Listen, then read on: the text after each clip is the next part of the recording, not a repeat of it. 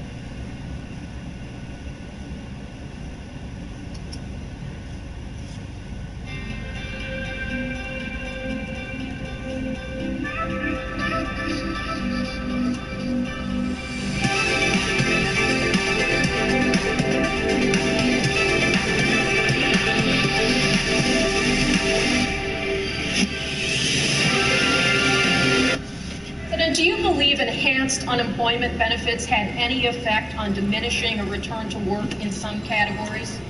No, nothing measurable. Thank you. And Mr. President, do you... On CDC aspects, you walked up to the podium with a mask on. Why do you choose to wear a mask so often when you're vaccinated and you're around other people who are Because vaccinated? I'm worried about you. No, it's a joke. It's a joke. Why am I wearing the mask? Because when we're inside, it's still good policy to wear the mask. That's why. When I'm outside, and the problem is, lots of times I walk away from this podium, you notice, I forget to put my mask back on because I'm used to not wearing it else.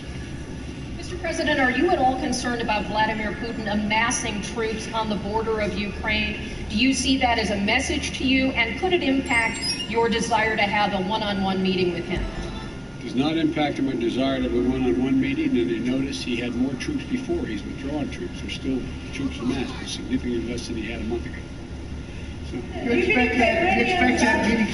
Sorry. Mr. President, do you believe that the Iranians are serious about negotiation in Vienna?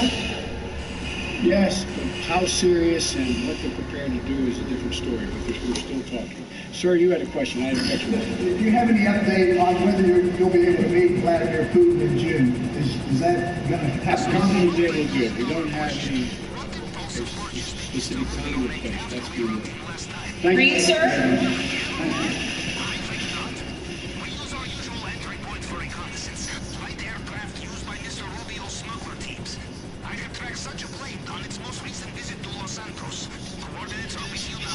At GoToBank, we're for the go-to people in life. That's why we created the ultimate banking app. Easy to use and no monthly fees with direct deposit. I want to keep my money safe. We provide fraud alerts, lock and unlock your account, and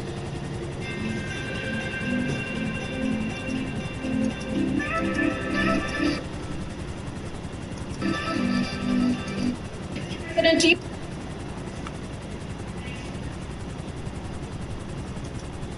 Topics. First, given the number of former Obama administration officials that are now in this Biden administration and the president's relatively light schedule, there's a growing perception that this is really just the third term of President Obama. What do you say to people who say that?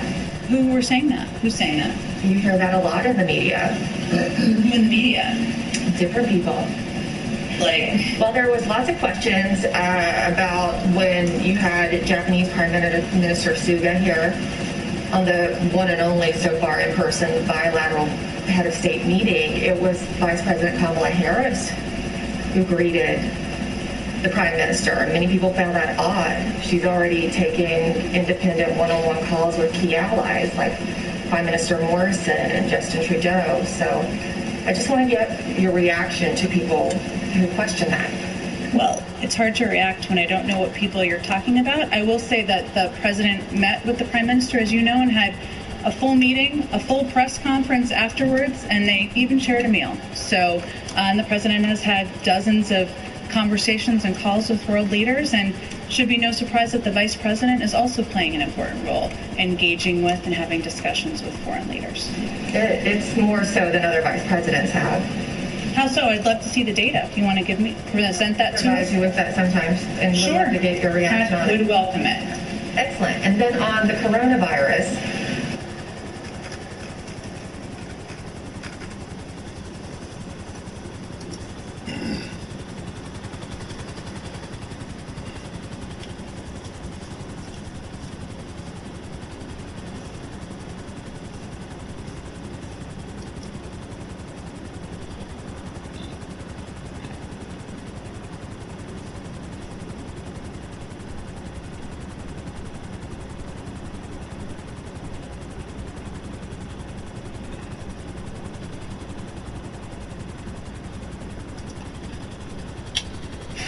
Get your 5 on. It's Cinco de Mayo at Rent-A-Center, and that means $5 pays your first week on any new agreement. Get anything online or in-store for just $5 to start during Cinco de Mayo at Rentacenter.com.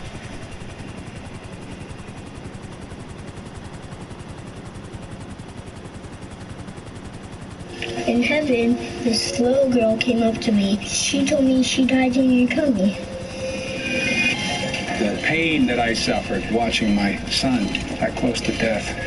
We're in trouble. He calls some friends and I pray for him. The hospital said that your son was not expected to survive.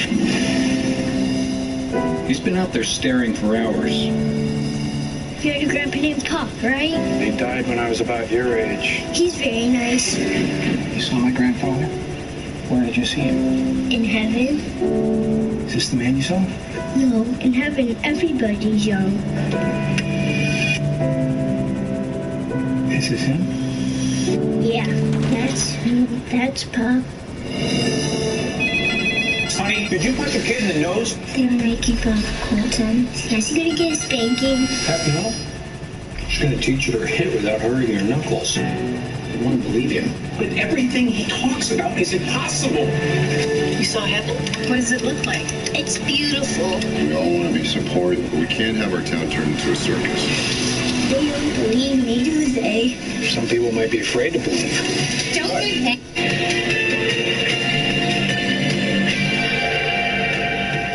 Hey there, I'm Stephanie Rule, live at MSNBC headquarters here in New York City. It is Thursday, May 6th. There is a lot happening this hour, so let's get smarter. As we speak, nearly a third of American adults are now fully vaccinated. Very good news. The CDC projecting COVID deaths could drop below 100 a week by the end of the summer. While down south, voting rights are under pressure today, with the Florida governor signing a new law just minutes ago that opponents say will suppress voting. A similar bill is now heading to a vote in Texas.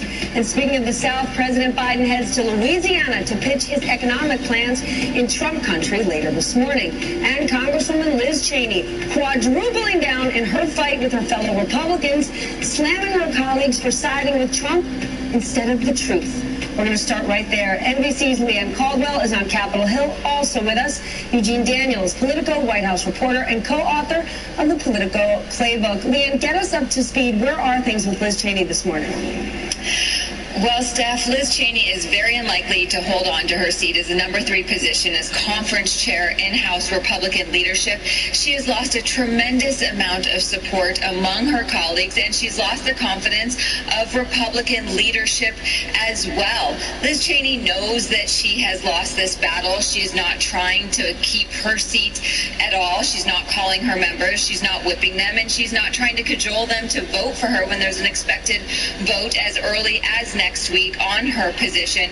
But she is determined to fight for the soul of the Republican Party. She wrote in an opinion piece in the Washington Post last night a scathing indictment of where the Republican Party stands, saying that it has a choice to make. She wrote, in part, the Republican Party is at a turning point, and Republicans must decide whether they are going to choose truth and fidelity to the Constitution while embracing or ignoring Trump's statements might seem attractive to some for fundraising and political purposes.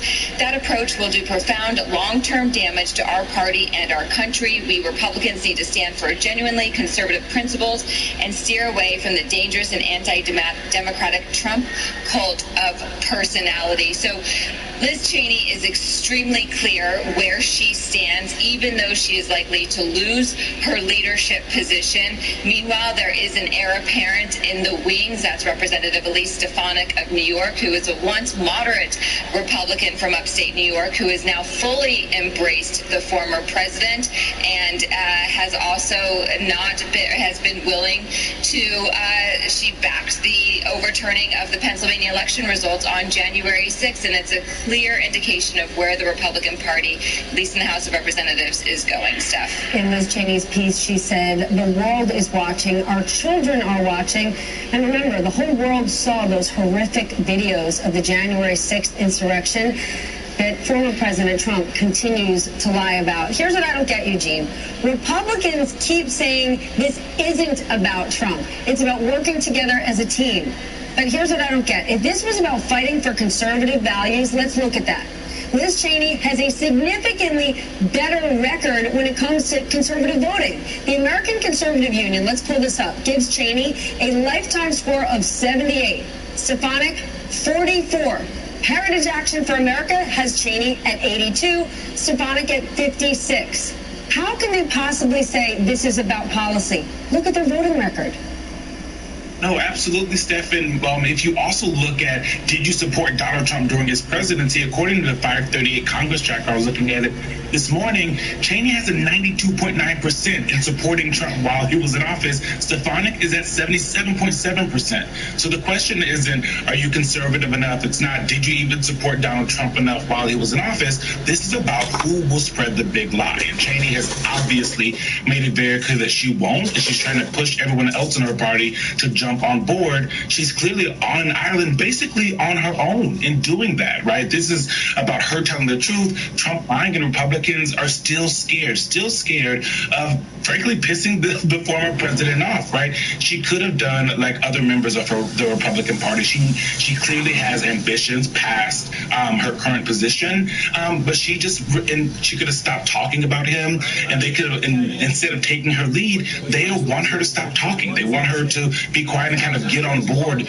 with this. But the other issue is they haven't been talking about policy as a party. So they keep telling everyone that, we don't want to talk about Donald Trump, but everything is at the whim of this one man in that party at this point. How the way that he sees things, or the way they think he's going to see things, right? They're trying to sometimes guesstimate how he will react to what they think and what they're going to say. And for the last, 4 months of the Biden presidency, there's been so much fodder, really, for Republicans to attack if they could get a message about policy, and they've yet to do that, which means that the Trumpism is still a huge part of the party, which it isn't about policy. It's about being the strong man. It's about overpowering people. That seems to be continuing in the Republican Party. Well, there is one, Eugene, very powerful Republican who is claiming he's not at all focused on Trump or Liz Cheney. He's only focused on policy and the policy of blocking Joe Biden. I want to share what Mitch McConnell had to say last night. Are you going to do anything to help her in her leadership position? And are you concerned at the overall kind of trend in the Republican Party that acknowledging that the election is valid can threaten, your position in power? Yeah, 100% of our focus is on stopping this new administration. Isn't it a concern that a sizable chunk of the Republican base doesn't believe that this election is valid? 100% of my focus is on standing up to this administration. Is McConnell right? Biden has a massive and ambitious and expensive agenda. Is the 2022 election about whether or not that agenda worked for voters, not this Republican infighting? It's hard to say, because at this point, the Republican Party has only talked about, they've been coined as the culture wars, right? That's what they've been actually focused on. And the thing, quickly on Mitch McConnell's point there, is that he's saying, his number one goal is stopping this administration. This is also the man who leads a party who has been complaining that the Democrats and Joe Biden have not been being bipartisan enough in the way they've operated. So that's just something that we should all remember, is that he sees his job as stopping them. Steph, I think something that's really important to remember about the midterms is that Republicans have already made their bet. It's not about policy. It's about, trans issues. It is about, quote unquote, election integrity, pushing the big lie and passing laws like in Florida. I think DeSantis may be signing it right this moment, the quote unquote election integrity laws. And so that's what they are focused on. And they're not focused on what Joe Biden is doing and how he's really operating. And something that's key is, if Donald Trump does what we think he's going to do, and he's going to go out and during the primary pick the most Trumpian candidate, if those people lose in the general in these swing states and Republicans aren't able to take back the House, then his currency is probably no longer viable in the The all-new Hyundai Elantra with a 10.25-inch infotainment screen. I love this bag. Not available in Civic, Corolla, or Sentra. Get 0% APR plus 0 payments for 90 days, plus $1,000 bonus cash on the 2021 Elantra. Visit buyhyundai.com today.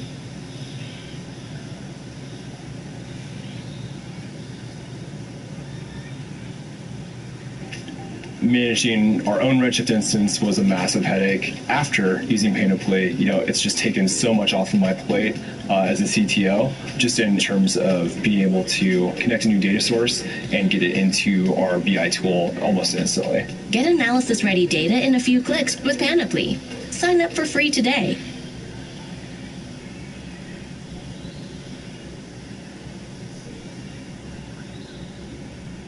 Republican Party. So it's not about whether or not he runs in 2024, but about how his word, the people that he backs in 2022 actually do. But then you also have to remember with new apportionment and the upcoming redistricting, Republicans already have these built-in advantages for the midterms. So if it's very likely they take back the House and the Trumpism just keeps on going. And a reminder to our viewers, if Liz Cheney does lose her leadership position, she doesn't lose her seat in the House. She's going back to work the next day, and she's still telling the truth. Leanne, Eugene, thank you so much. We have to turn now to the fight against the coronavirus, a fight we appear to be winning. Do you know how excited I am to say that? With 46 out of 50 states seeing new cases plateau or drop, the CDC now saying we could be very close to putting this pandemic behind us. NBC's Miguel Almaguer has more.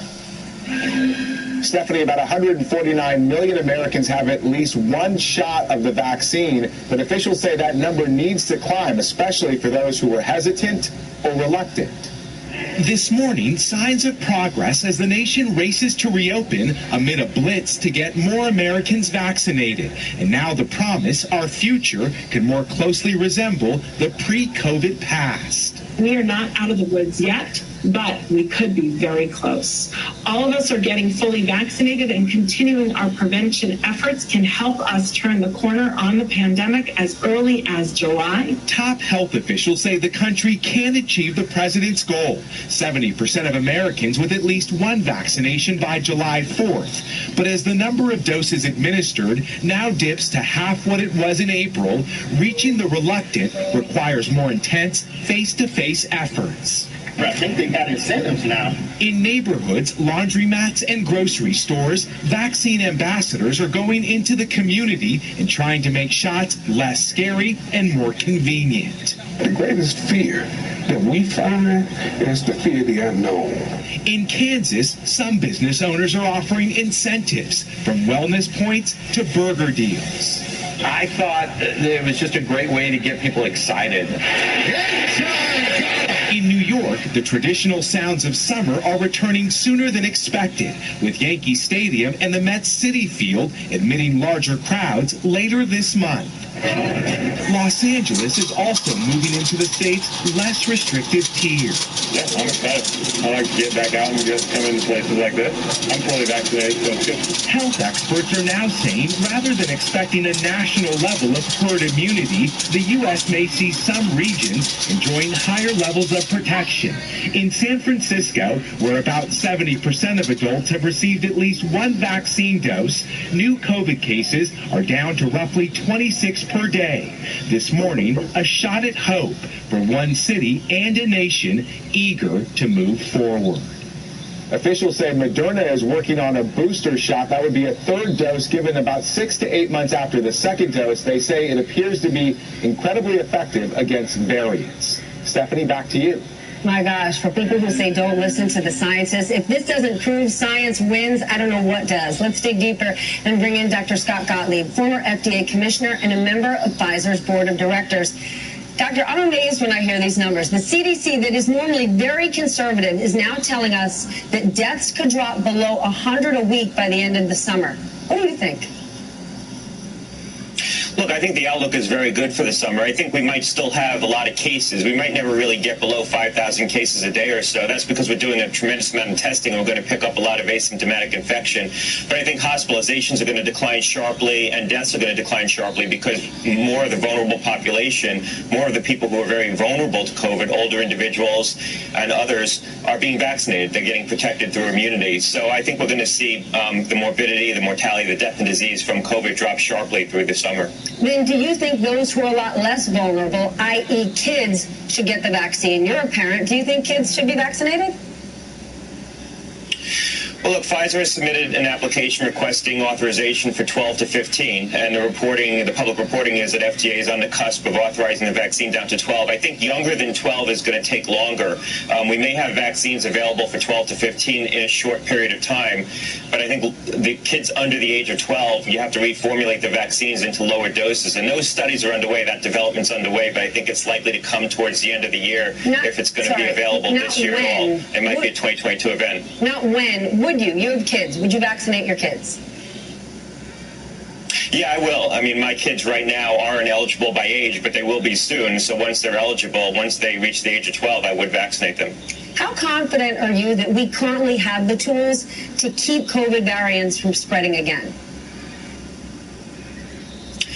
Well, look, it's a concern. So far, the variants that we've seen, the vaccines do appear to be protective against the variants that have surfaced to date. But some of those variants, the vaccines appear to be less effective. With some of those variants, it does appear to be the case that people who've been previously infected may be vulnerable to reinfection or more vulnerable to reinfection. But so far, it doesn't look like the vaccines are going to be completely defeated by these variants. What you worry about is that some of the mutations that we're seeing are going to combine in novel ways that create a strain that is going to pierce prior immunity and is going to defeat the vaccine. Sometimes in virology, if you have two different mutations, let's say the mutation that's in the South African variant, the mutation found in that Los Angeles variant, individually those variants may not defeat the vaccine, but if you combine them together, sometimes 1 + 1 doesn't equal 2. Sometimes you get a completely novel strain that behaves very differently, a process called epistasis in virology. So that's what you worry about. You worry about something completely novel emerging from these different mutations we're seeing.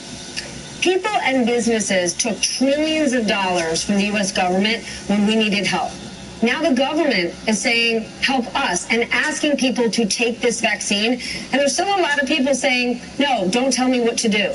If businesses, as they say they do, want to be safe and want to be leaders, should they be doing their part in helping the government's mission and push everyone, maybe even require people to take the vaccine? I think businesses are reluctant to mandate the vaccine. I think that they're not going to step forward and do that, at least bigger businesses. There was a survey recently put out that said 60% of businesses are contemplating mandates, but I think at the end of the day, most of them are going to hold off on.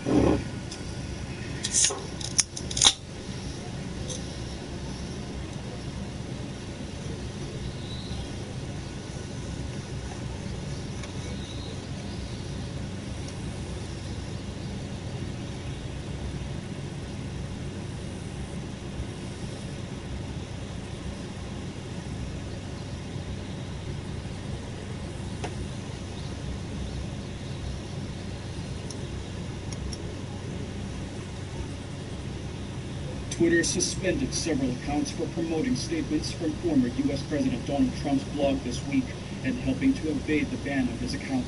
Before the ban, Trump had more than 88 million followers. Twitter booted him from the platform after the deadly siege on the U.S. Capitol by Trump supporters in January.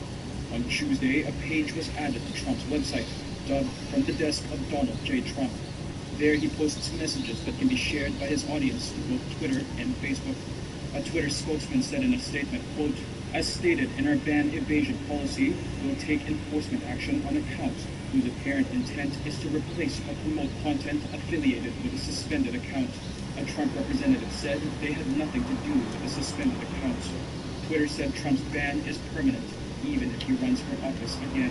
While on Wednesday, Facebook's oversight board upheld Trump's suspension from their platform, but said the company should not have made it indefinite. Facebook now has 6 months to decide a more proportionate response. Trump is reportedly planning to launch his own social media platform.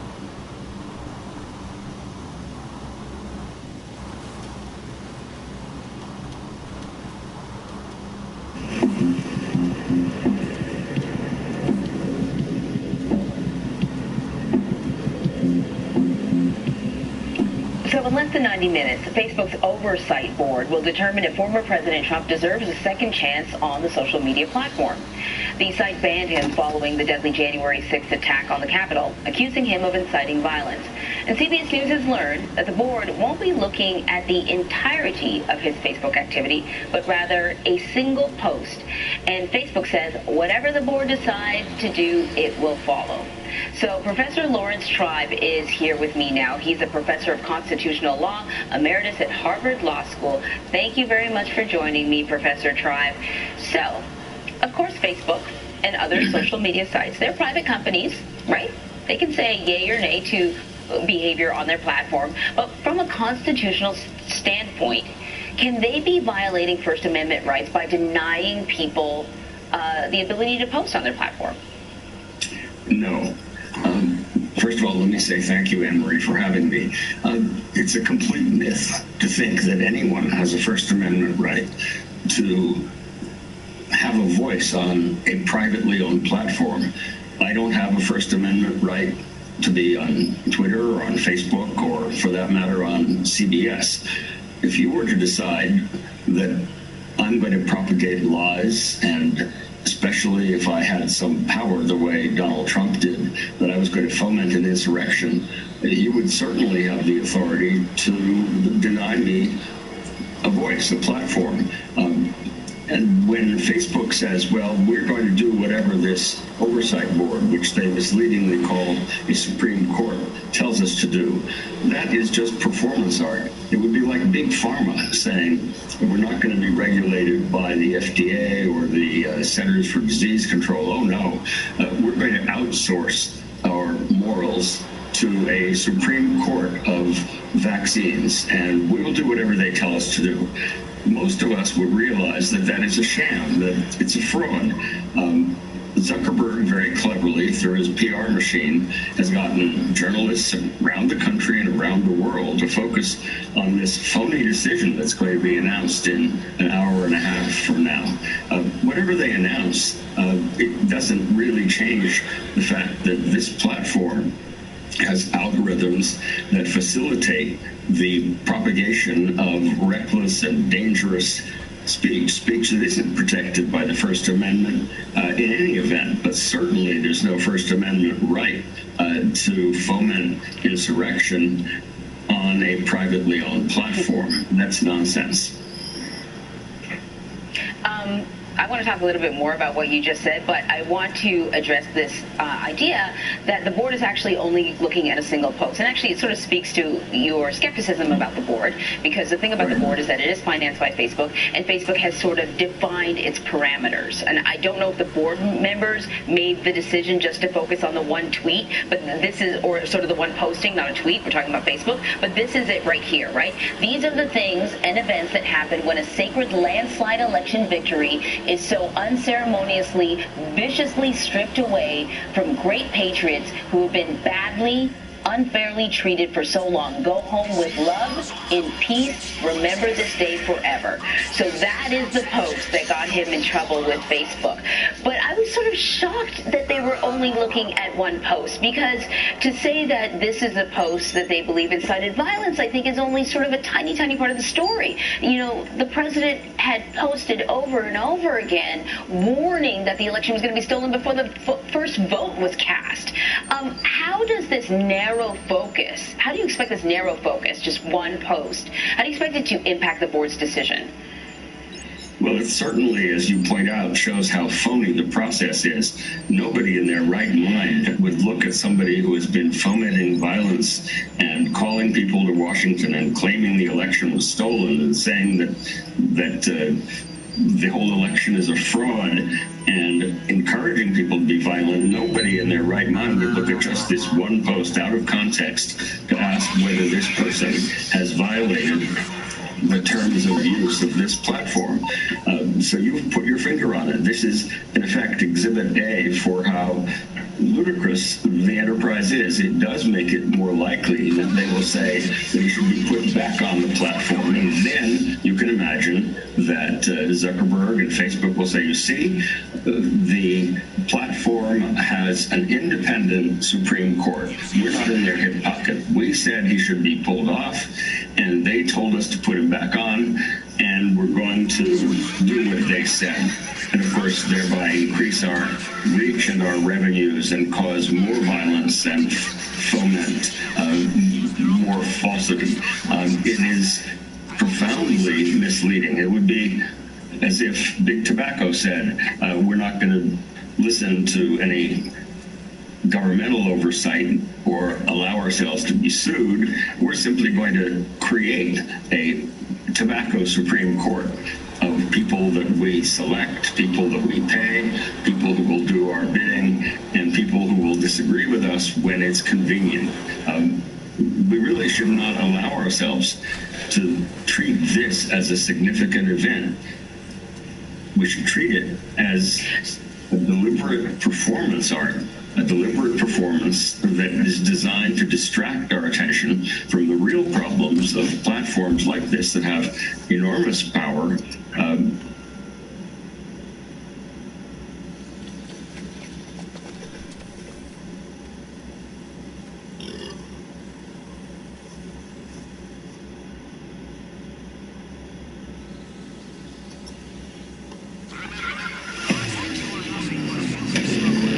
Imagine what would happen if you took the world's most capable side-by-side and paired it with the most innovative electric technology. Last year, he actually put the lights on there. They don't go off until we either find him or the lights give out. Hey you, and welcome. And in this video, we have another tragic disappearance on our hands. This footage is the last anyone has ever seen of Stephen Kocher, who vanished without a trace in 2009 in Henderson, Nevada. The circumstances leading up to Stephen's disappearance are quite mysterious, and he did some things that were pretty out of character for him, leading up to December 13th, 2009. Stephen was 30 years old when he disappeared. He was born into a family of Latter-day Saints in 1979. He was described as quite a devout person. He did not drink or do drugs, but he was also a fun-loving guy. He was spontaneous. Stephen had graduated from the University of Utah with a BA in communications and later worked for the Salt Lake Tribune. He was eventually laid off and moved to St. George, about 300 miles south of Salt Lake City. In St. George, Stephen struggled to find work. He didn't have any family or friends in the community. He landed a couple of odd jobs and eventually worked handing out flyers. He also reportedly had a number of financial difficulties. I mean, he had a hard time finding a job, and he was under pressure to pay his rent. In early December 2009, Stephen's landlord called his parents because he had not made a rent payment in 3 months, and Stephen had stopped returning the landlord's calls. On Wednesday, December 9th, Stephen and his sister talked over the phone. One thing to note is during this conversation, he did not mention any travel plans, because he's about to have some travel plans that remain unexplained.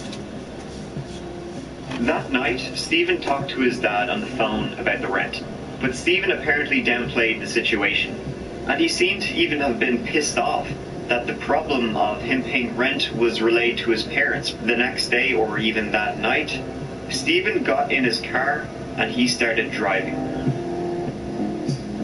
By around 6:45 a.m. on Thursday morning, Stephen had driven approximately 302 miles and stopped to buy gas in Salt Lake City. This entire trip, it was very strange due to there being absolutely no motive for it at all. He then drove another 200 miles, and from noon until around 2 p.m., Stephen inexplicably stopped at the house of an ex-girlfriend's parents in Ruby Valley. Stephen's excuse for being in the area is that he was on his way to meet family in Sacramento. He has no family in Sacramento. He then talks to his sister again that day by phone. During the entire conversation, he never mentions where he is or anything about a road trip. A few hours later, Stephen spoke with his mom on the phone and seemed to be in a good mood. He told her he planned to come home for Christmas, and she told him that she had deposited some money into his account for rent. Oh, sweet, problem solved. He never actually uses any of the money she put in his account. He finally returns home at 11 p.m. In total, Stephen appeared to have driven 1,091 miles. It took him about 20 hours, all for some unknown reason. Very strange given the fact that a few days later he vanishes without a trace. 2 days later, he buys Christmas gifts for the family as he was planning on returning home. This is very strange, as if he was planning on disappearing. Why would you buy Christmas presents? Also, the presents were in the car the day he vanished. On the morning of Sunday, December 13th, an associate at the church in St. George, that Stephen was a member of, calls Stephen and asks him to come in around 11 a.m. to cover for him. Stephen says that he is currently in Las Vegas, but can drive the 2 hours back if necessary. The co-worker said don't worry about it. He himself was returning from Las Vegas anyway, so he should be able to make it. He gets 2 more calls from the church asking him to either cover or if he can make an announcement during service. Sheesh, talk about the man. He tells them both he's in Las Vegas. Well, he actually is in Henderson, but it's practically the same place. Then, that afternoon, Stephen's car is caught on home security footage, passing a residence. A male figure is seen in the security footage, walking up the road. Another camera also recorded Stephen.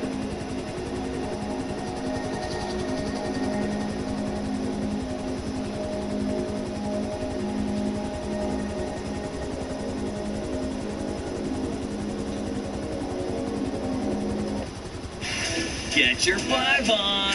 It's Cinco de Mayo at Rent-A-Center, and that means Cinco dollars pays your first week on any new agreement. Get anything online or in-store for just $5 to start during Cinco de Mayo at rentacenter.com.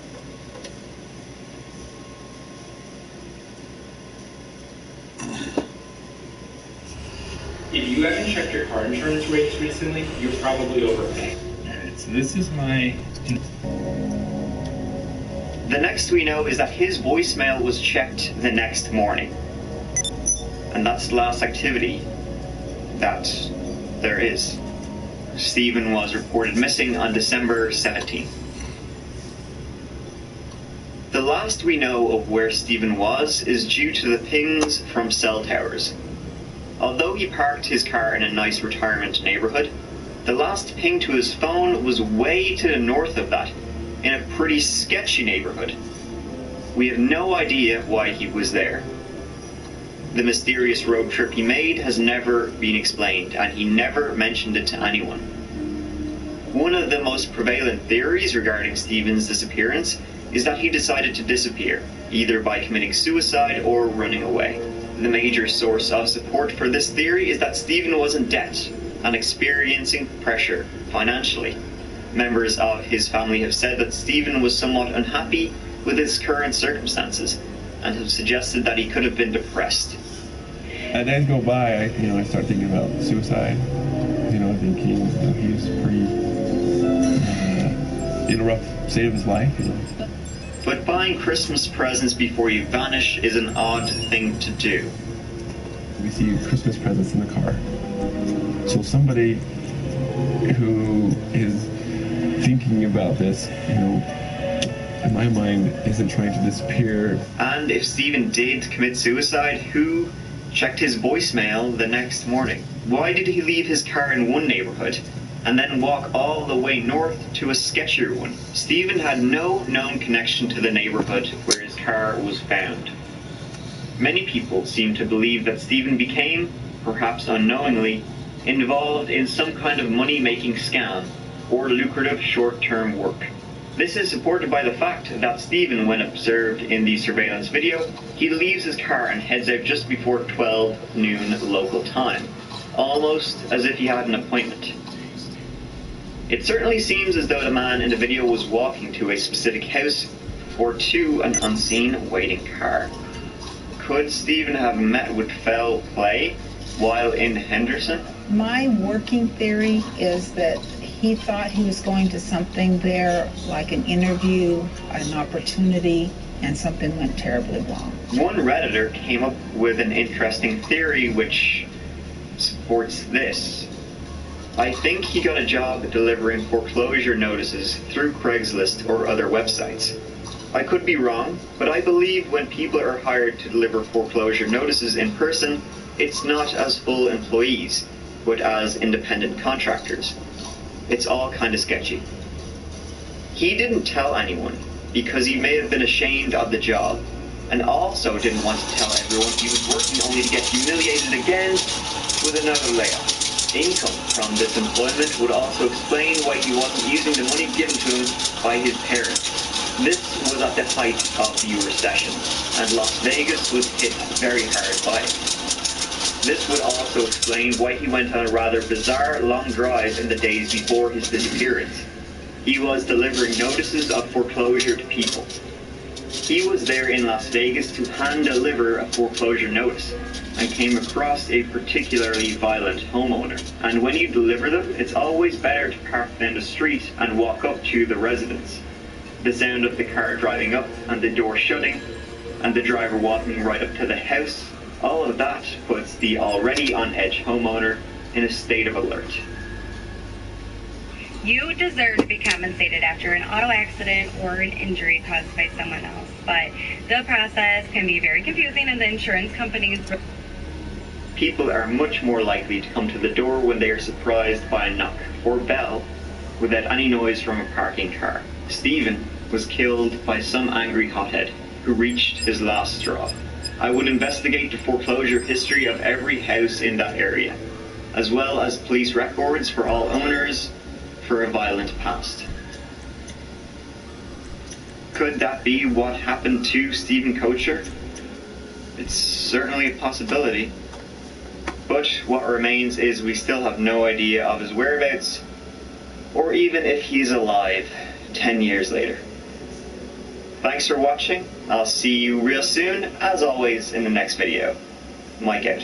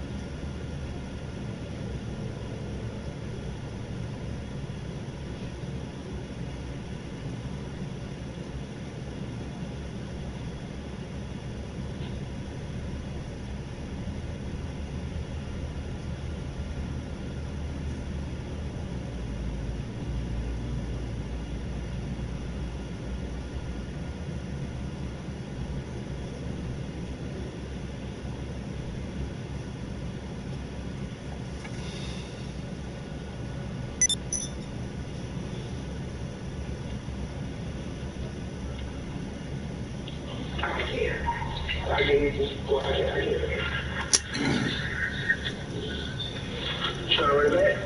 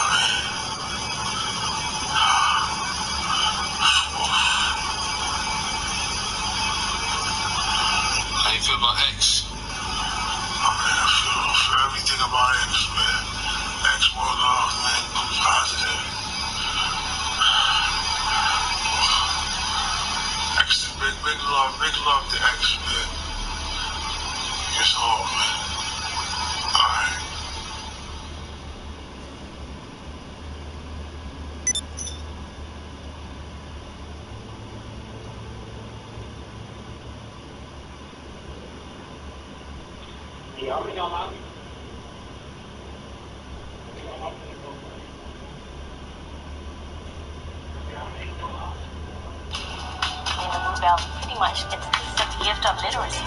It's able to understand what he reads.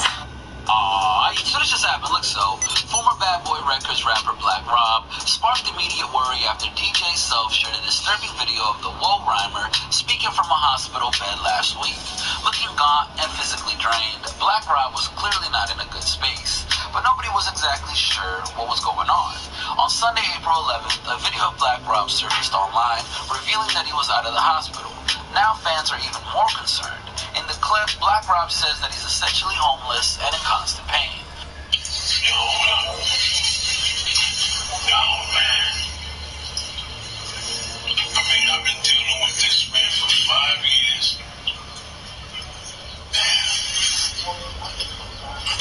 Four strokes. I don't know what to tell you, man.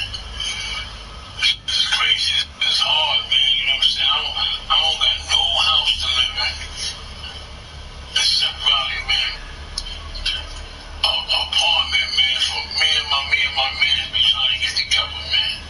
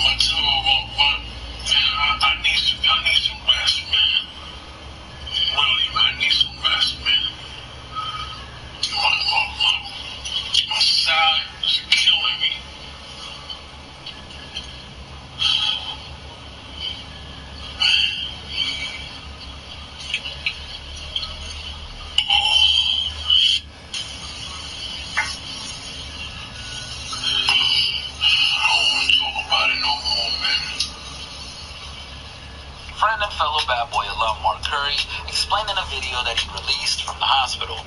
Good morning, y'all.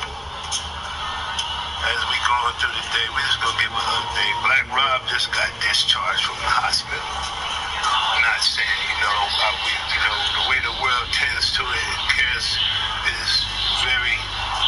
it's overwhelming to see how many people care about our legends. But he just got discharged from the hospital. This is something that Rob's been going through, so I don't know who put it out there, like whatever it may be, but he's good. But we gonna talk later on today when I get home about what we gonna do to help our boy BR out. This is Curry signing in. He's getting picked up right now. We got this. Alright? For real. But later on, when I get off work, we gonna talk about what we gonna do. Cause I wanna make sure my man, he wanna stay in Atlanta, he's staying here. I want him to have everything. Alright. Mike Zombie launched a GoFundMe on Saturday, April 10th, and has raised over $12,000 at the time of this video. As noted in the description, Robert Ross, born June 8, 1968, known professionally as Black Rob, is an American rapper who was formerly signed to Bad Boy. He is best known for the 2000 hit single Whoa, which reached the Billboard Hot 100. This GoFundMe is to help him find a home on paper.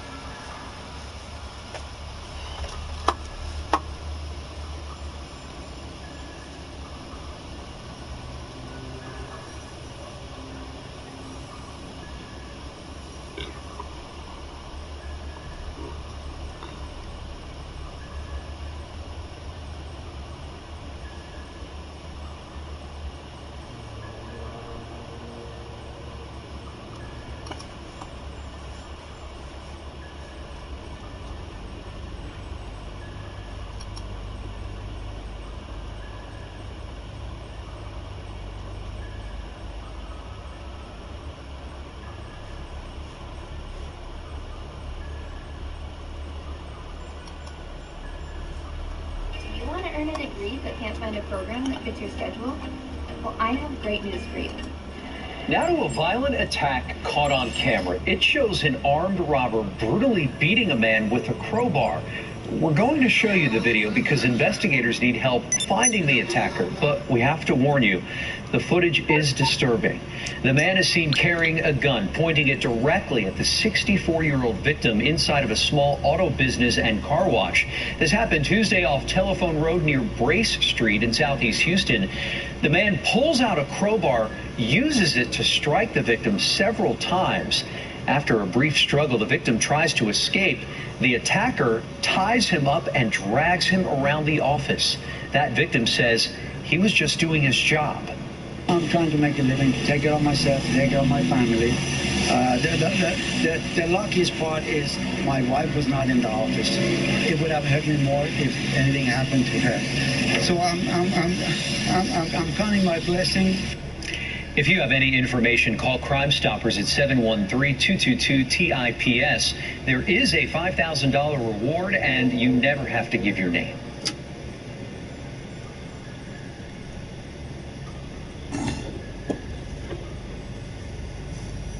To Florida now, where a federal investigation into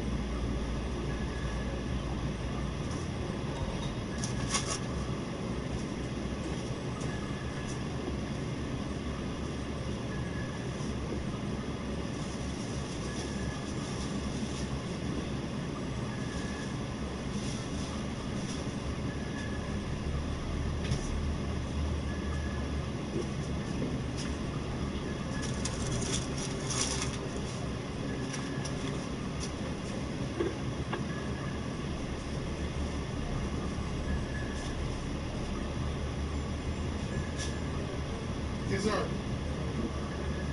No, I'm looking for him. Appreciate it. Thank you.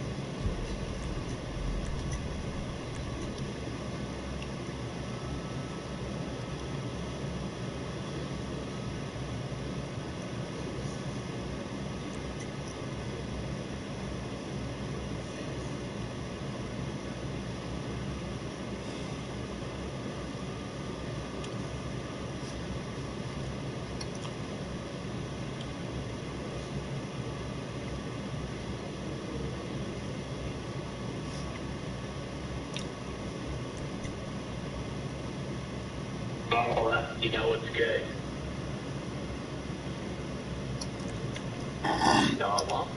Yo. Okay, I've been a friend for a long time. What? It's not to be the greatest. It depends if you're on the wall of the original. The fight? The other jail for Rico? Good at shit. I did the high school player that I had on the last one was got all the way down to the basement.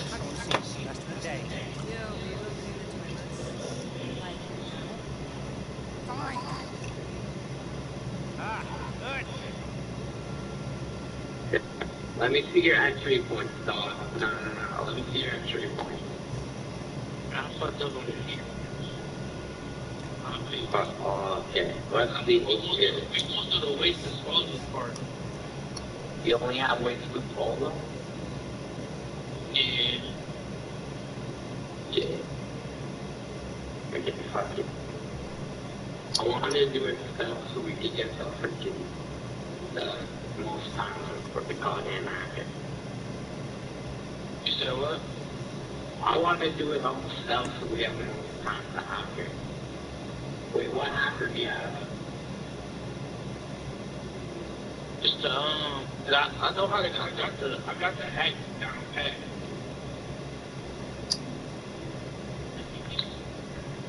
Yo, Ace Radio. My bad.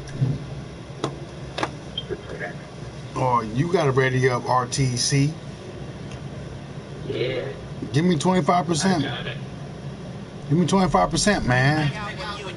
will be wearing on his little adventure. Being cheap and shit.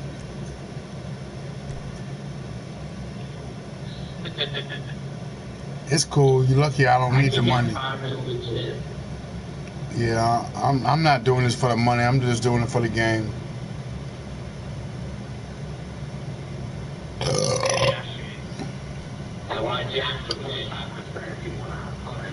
Because I mean, you could have at least initially gave people 25%.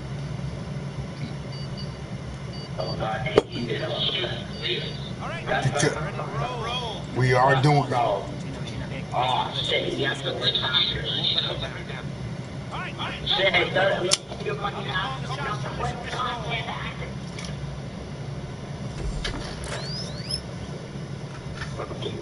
Yeah, very good. Huh? You guys are do that acting for the ball. Yeah, I did it all. Just last time I ran out of players. They bitch, you fat motherfucker. West side, bad boy killers. You know who the realest is, niggas. We bring it to you. First up, past the eviction restricted stage. This time we arrive unequipped with games. We claim to be a fair, but I got your wife. We bust on back or music back to life. Cross pocket kind of singing, weak hearts and ribs. Biggie Smalls and Junior Masters some marvelous bitches. We keep on coming while we run from the show. Silly going, keep on busting up and cool. You know the drill. Little secret. Go off your honey high and leave it. Now this.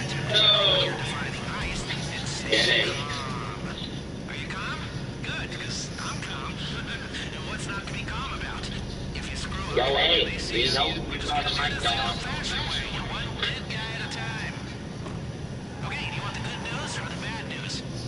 I think it's best to be on different talking about.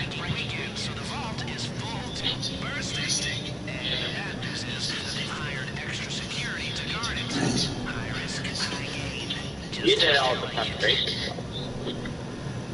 Can't give me on. You even got that thing where you shot the lights, right? Okay, if we're doing it out, I'll shut it off when we get out of the ball. So I swear, I was at the beach, 4 people were in the card game comfortable, like, engaged, like, horribly made people fucking party. Why do we have to blood this car? Goddamn. Why are you driving like that? Because I'm not paying attention. Why the hell do you always... We should get things in our cash. Oh, what the hell? Oh, you got gold? Okay, we only can pick out one camera. That's fucking sucks.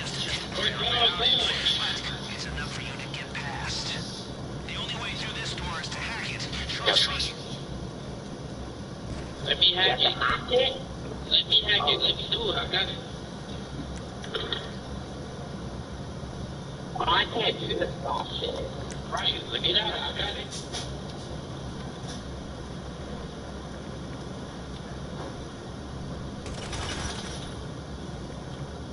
Bro, we got caught. No, just get out of it. I got it. Fuck me, why do you have to run faster? It don't matter, I got it. Hey, so we only can take out one camera. Alright. Don't fuck it up.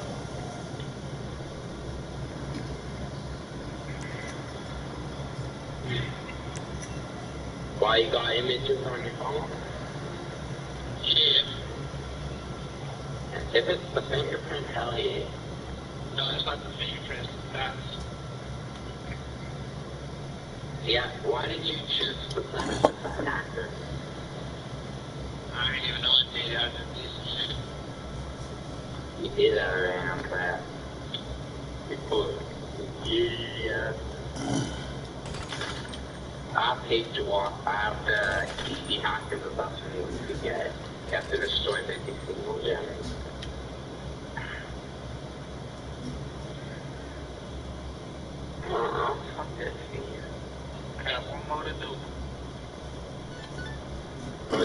quick with this. I gotta do patterns.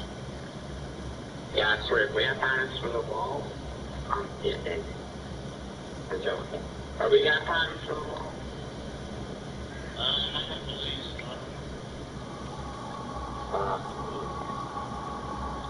Hey you and welcome. My name is Mike, and in this video we're going to look into, well, it's the disappearance of Timothy Pitson, but lads, this gets wild.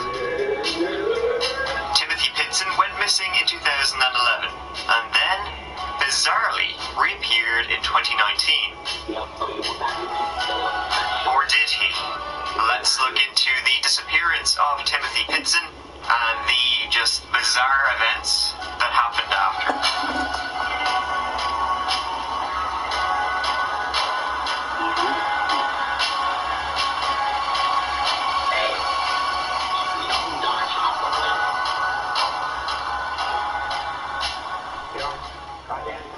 Timothy was born in 2004 in Aurora, Illinois, to parents James Pitson and Amy Joan Marie Fry Pitson.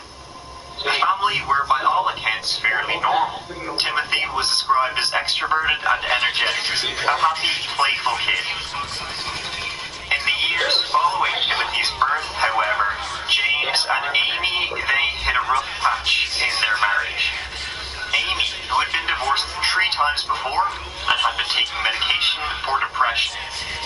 Shortly before Timothy's disappearance, James and Amy had discussed separation and splitting up. Amy's behavior got increasingly erratic, the family later believing that due to her history of mental illness, if the couple did divorce, it might prevent her from gaining custody of young Timothy. The story, however, it really begins on May 11th, 2011. That morning, James dropped off his 6-year-old son at Greenman Elementary School and then drove off to work. About 30 minutes later, Amy showed up at the school. She told staff there was a family emergency and she signed out her son.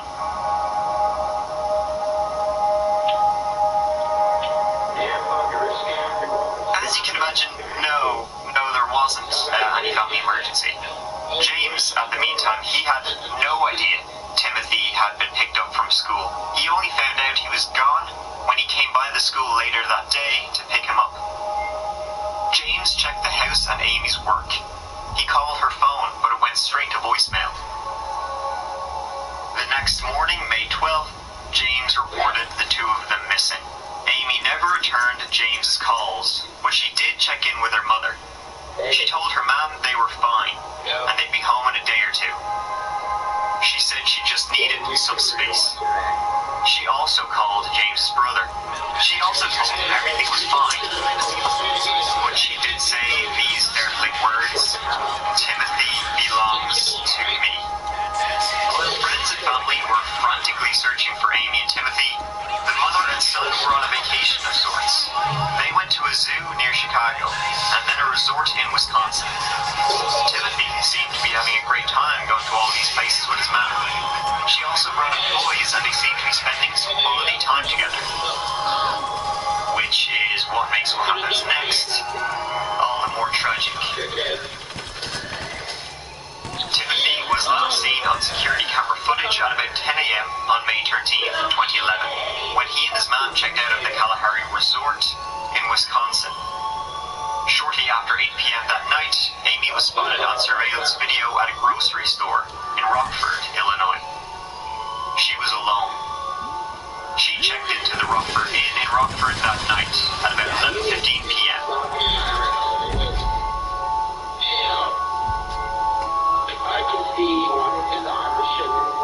A housekeeper found her body the next day. Police would later say she had self-inflicted cuts on her neck and wrists and a lethal dose of drugs in her system. They also found a note next to her body. In the note, Amy apologized for the mess she had created and the just bizarre events that happened after.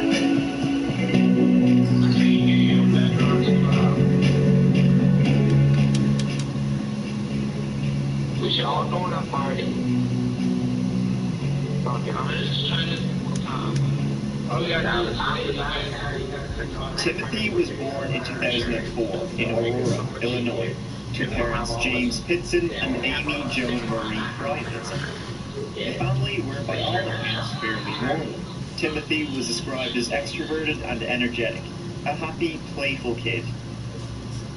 In the years following Timothy's birth, however, James and Amy, they hit a rough patch in their marriage.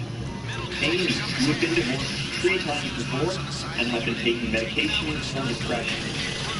Shortly before Timothy's disappearance, James and Amy had discussed separation and splitting. Amy's behavior got increasingly erratic. The family later believing that due to her history of mental illness, if the couple did divorce, it might prevent her from gaining custody of young Timothy. The story, however, really begins on May 11th, 2011. That morning, James dropped off his 6-year-old son at Greenman Elementary School and then drove off to work. About 30 minutes later, Amy showed up at the school. She told staff there was a family emergency and she signed out for the son.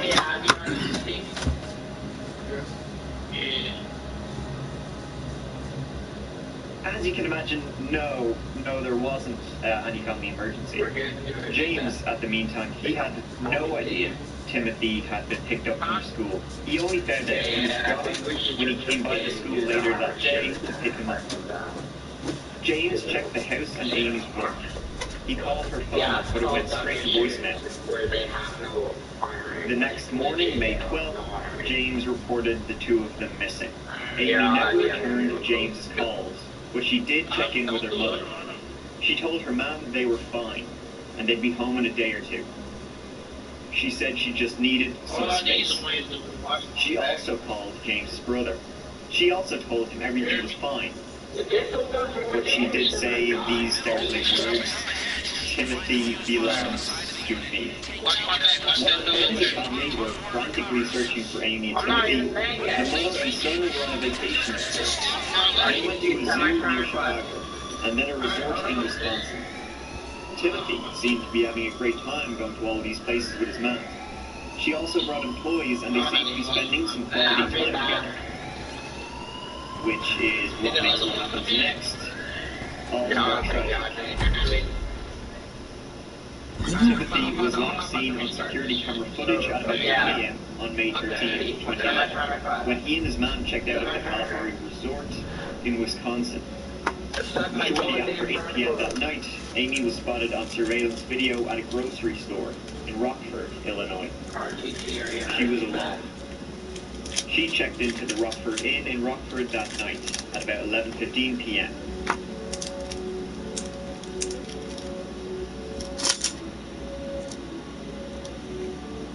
A housekeeper found her body the next day.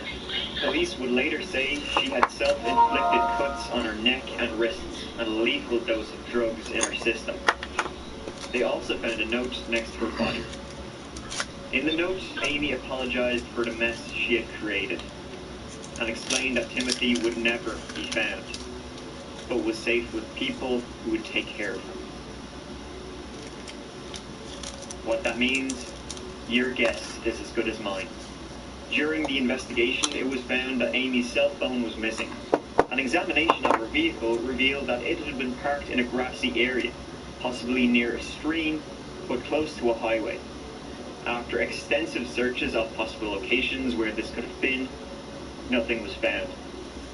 In 2013, Amy's phone was located beside Route 78, but it yielded no new information. Other than that, since we last saw Timothy on that surveillance footage, there has been no new evidence as to where he is, or even if he's still alive. Amy's family and husband James said she would never hurt her son, the son she loved so much.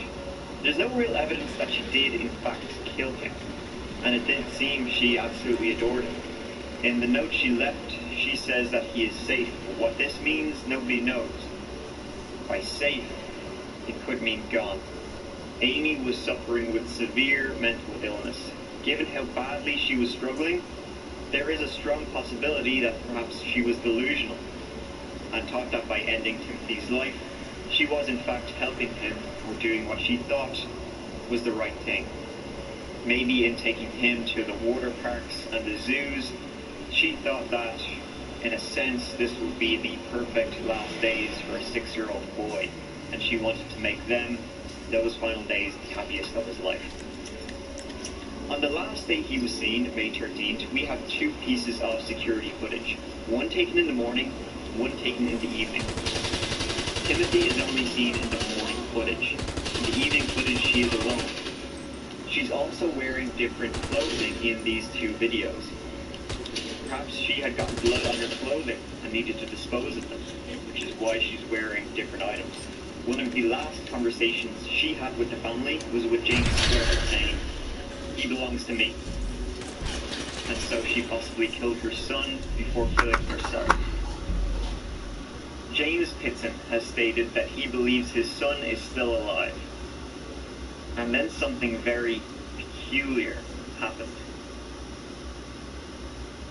It's a really incredible story that we're about to tell you about right now, because tonight a possible break in the case of a kidnapped child. Police are investigating after a teenager who identified himself as a missing Illinois boy told police that he just escaped from his kidnappers and ran for hours until he was found. The boy says he is Timothy Pitson. He went missing in May of 2011 when he was 6.5 years old. On April 3rd, 2019, residents in Newport, Kentucky called the police to report a teenager wandering the streets. When the police arrived, he claimed to be 14-year-old Timothy Pitson, and that he escaped from a hotel room where 2 men had been holding him captive. An Aurora police detective phoned James that day while he was driving to Kentucky to investigate. You can only imagine the state James would have been in hearing this after 8 long years. After his son has completely vanished off the face of the earth, he's been found and is alive and well. However, before nightfall, a second call was made from the detective that gave James doubts that it was really Timothy. The young man who was found, who was claiming to be Timothy, told investigators he had no pets growing up. Timothy had 3 cats and a dog. The detective also told James, from the body cam footage, the way he carried himself was older than a 14-year-old would. And the very next day, the truth came out. Tonight we have an update on the story we first brought you last night about Timothy Pitson, a child who went missing back in 2011. The FBI says DNA results show that a young man found wandering in Kentucky yesterday, claiming to be Timothy, not him. When he was brought to hospital, DNA results revealed the man to be 23-year-old Brian Reaney, an ex-convict recently released from prison after serving time for stealing and burglary, who'd previously tried to pass himself off as a sex trafficking victim. He said he adopted Timothy's identity after learning about Timothy's case on ABC's 2020. 23-year-old Brian Reaney pleaded not guilty to lying to federal agents. I doubt he's going to get away with that one. In fact, Brian Reaney, further investigation by law enforcement indicated that Reaney had actually, on 2 prior occasions, claimed to be a victim of juvenile sex trafficking, and that on those occasions he had been discovered, his true identity had been discovered when he had been fingerprinted. Based on all of that information, the United States has proceeded to file a federal criminal charge against Brian Reaney for lying to a federal agent within the jurisdiction of the United States. The crime in this case is punishable by up to 8 years in federal prison because it does involve lying with respect to a material matter about an investigation that involves sex trafficking of children. He has a long list of criminal activity, mental health issues, and had twice earlier portrayed himself in Ohio as a juvenile victim of sex trafficking. Brian Reaney was later indicted on 2 counts of making false statements to the FBI and 1 count of aggravated identity theft. He will now be institutionalized for some time, to determine whether he is competent to stand for trial, with the trial scheduled to begin on June 24th. As much of a blow as this was to the Pitson family, having their hopes raised and then dashed almost instantly, James has said he still believes Timothy is out there, that he is alive, and that they will find him. He's probably in the middle of nowhere, being homeschooled, someplace, just away from the media and TVs and new technology. Exposure will help them get his face back out there, get a description of what he may look like at this time out. Maybe probably about 145, 150 pounds, between 5'10" and 6'3". You can't give up hope. As soon as you give up hope, then what should I do? Declare him dead? I mean, no, I'm not going to do that. One of Timothy's aunts said, "It's a blessing in that respect, that the more coverage he gets, the better. If it couldn't be him, at least his face gets out there, and his name is out there, so more people saw him. The more we can get his face out there, the better. It's sad we don't have him back, but this will lead to it. Who even knows if Timothy is still alive? But if he is, hopefully, one day they will find him. One thing for sure is that the family will not stop searching anytime soon." Thank you so much for watching. I really, really appreciate it. If you would like to see some more videos, please subscribe if you wanna, and other than that, thanks again for watching, and I will see you, as always, real soon, in the next video. Bye, everyone.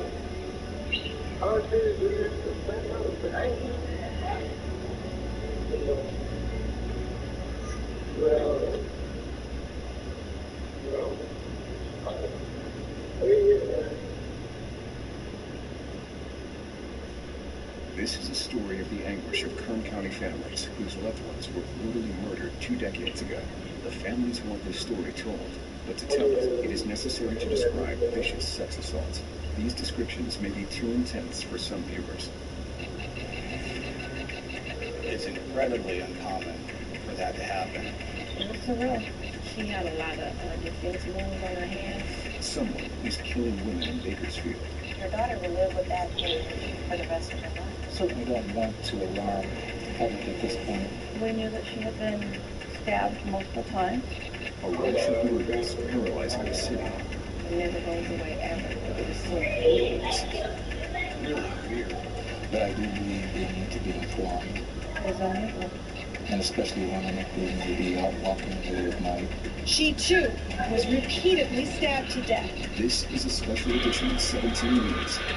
Bakersfield's secret serial killer. Now, here's a review of this. Women vanishing from the streets of Bakersfield. To this day, these vicious homicides are unsolved. But are they related to one man responsible for killing these women? Evidence suggests after their deaths, their killer spent time with their bodies, posing them, positioning them. Maybe so he could admire his work, maybe so he could further abuse them. A serial killer hunting women in our city. Yet somehow it was largely kept from the public until now. For more than a year, we've been looking into these unsolved murders. We want to know, could one man be responsible for all of these killings? It was a glory for Christmas. Christmas 1996 came and went. I think she was coming from the store. She was gone too long, longer than normal. 44-year-old Marion Perkins vanished. It was on a rainy night. A couple viewing a vacant home in East Bakersfield made a horrifying discovery in the backyard. How they identified her was through her dentures. Her body decomposing, she'd been beaten and stabbed numerous times. Her nude body tied in a blanket. She was just such a beautiful person. 2 years later, I don't know why this person did this to my mom. I used to talk to her every single day, several times a day. 39-year-old Leslie Dawn Preston was found in a field on Madison Street. She was last seen alive 3 days prior. Her body was nude. The killer had posed her. She'd been stabbed in her neck, chest, and face. He stabbed her 19 times and left her there. 2 more years go by. Yes, Mahalia Jackson.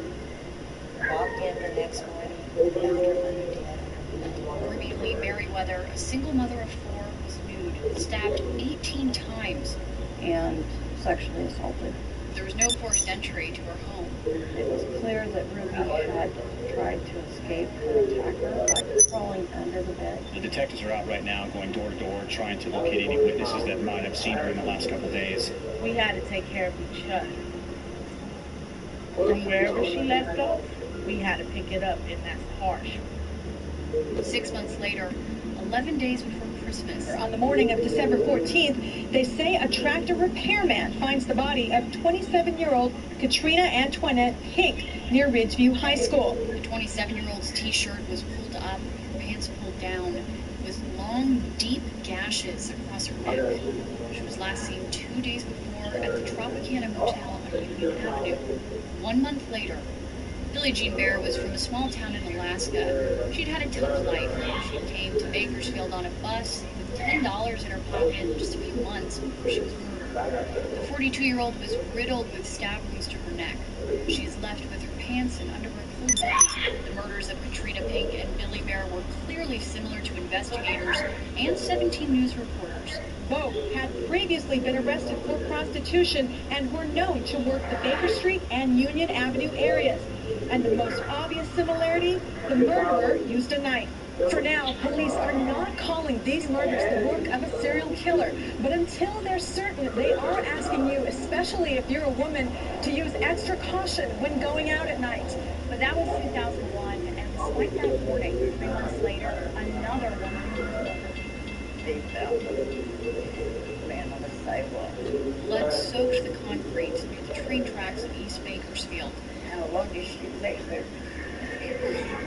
Suffer. 29-year-old Patricia Bessie Martin was stabbed to death. Her shirt pulled up and her crop pulled down. To somebody, she was insignificant. But I think to her, she was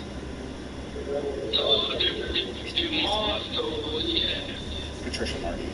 Former Bakersfield Police Sergeant Bill Darby was a new patrol officer in the spring of 2001. I've seen to that extent viciousness. The gruesome murder scene stuck with him. 4 years later, Darby's mentor impaired the wisdom of a veteran cop. He told you to keep an eye out for a series of murders that happened in the late 90s and early 2000s. He believed they were all connected based on their lifestyles and definitely the types of murders, weaponology. 6 in all. Were they linked? Whether it's told to the press or not, this would have been obvious that there was a serial killer.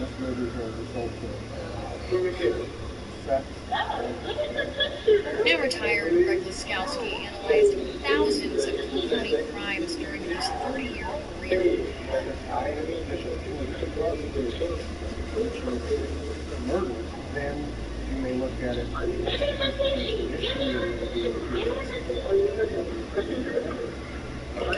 the streets of Bakersfield. It was very cruel. The victim was stabbed multiple times and sexually assaulted. And it was very obvious that she had been sexually assaulted. Bakersfield, secret serial killer. Bakersfield, secret serial killer. Here's Olivia LaVoice. Marianne Perkins, Leslie Dawn Preston, Ruby Lee Merriweather, Katrina Pink, Billie Bear, and Patricia Morton. We have someone out there that is harming women in an extremely unordinary way. Police quietly pieced together a theory that a serial killer had killed 6 women. But time moved on.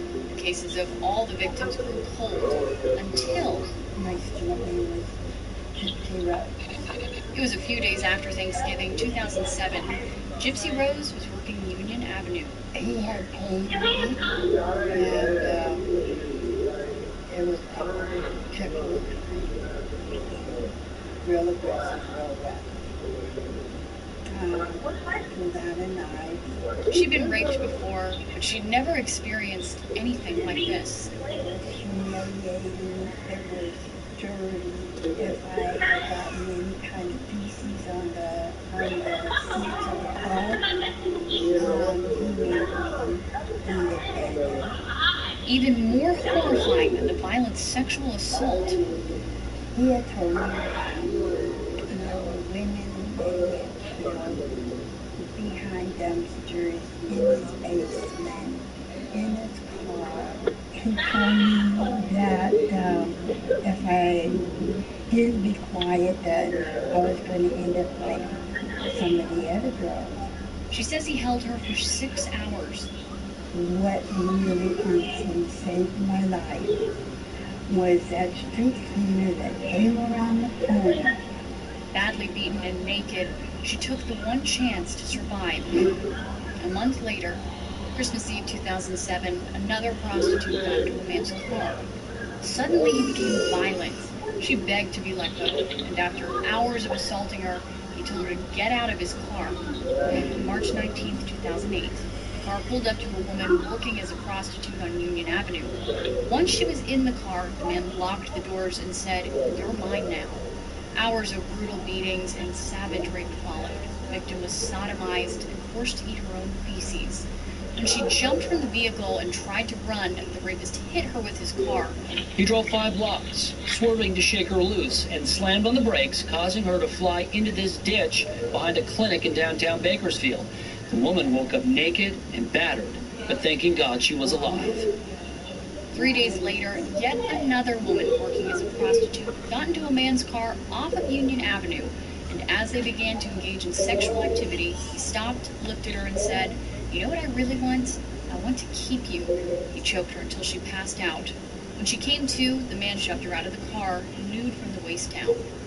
4 prostitutes attacked while working Union Avenue between 2007 and 2008. They shared the same suspect description, a man who was brutal, vile, talked of killing other women in the past. They described his car and a tattoo of a tiger on his arm. I didn't go in right away because I was so embarrassed. 2 days later, she summoned the courage to tell police about the rape and what her attacker said about keeping women in his cellar and killing them. We didn't have very many of those women that would come forward to say that they were assaulted.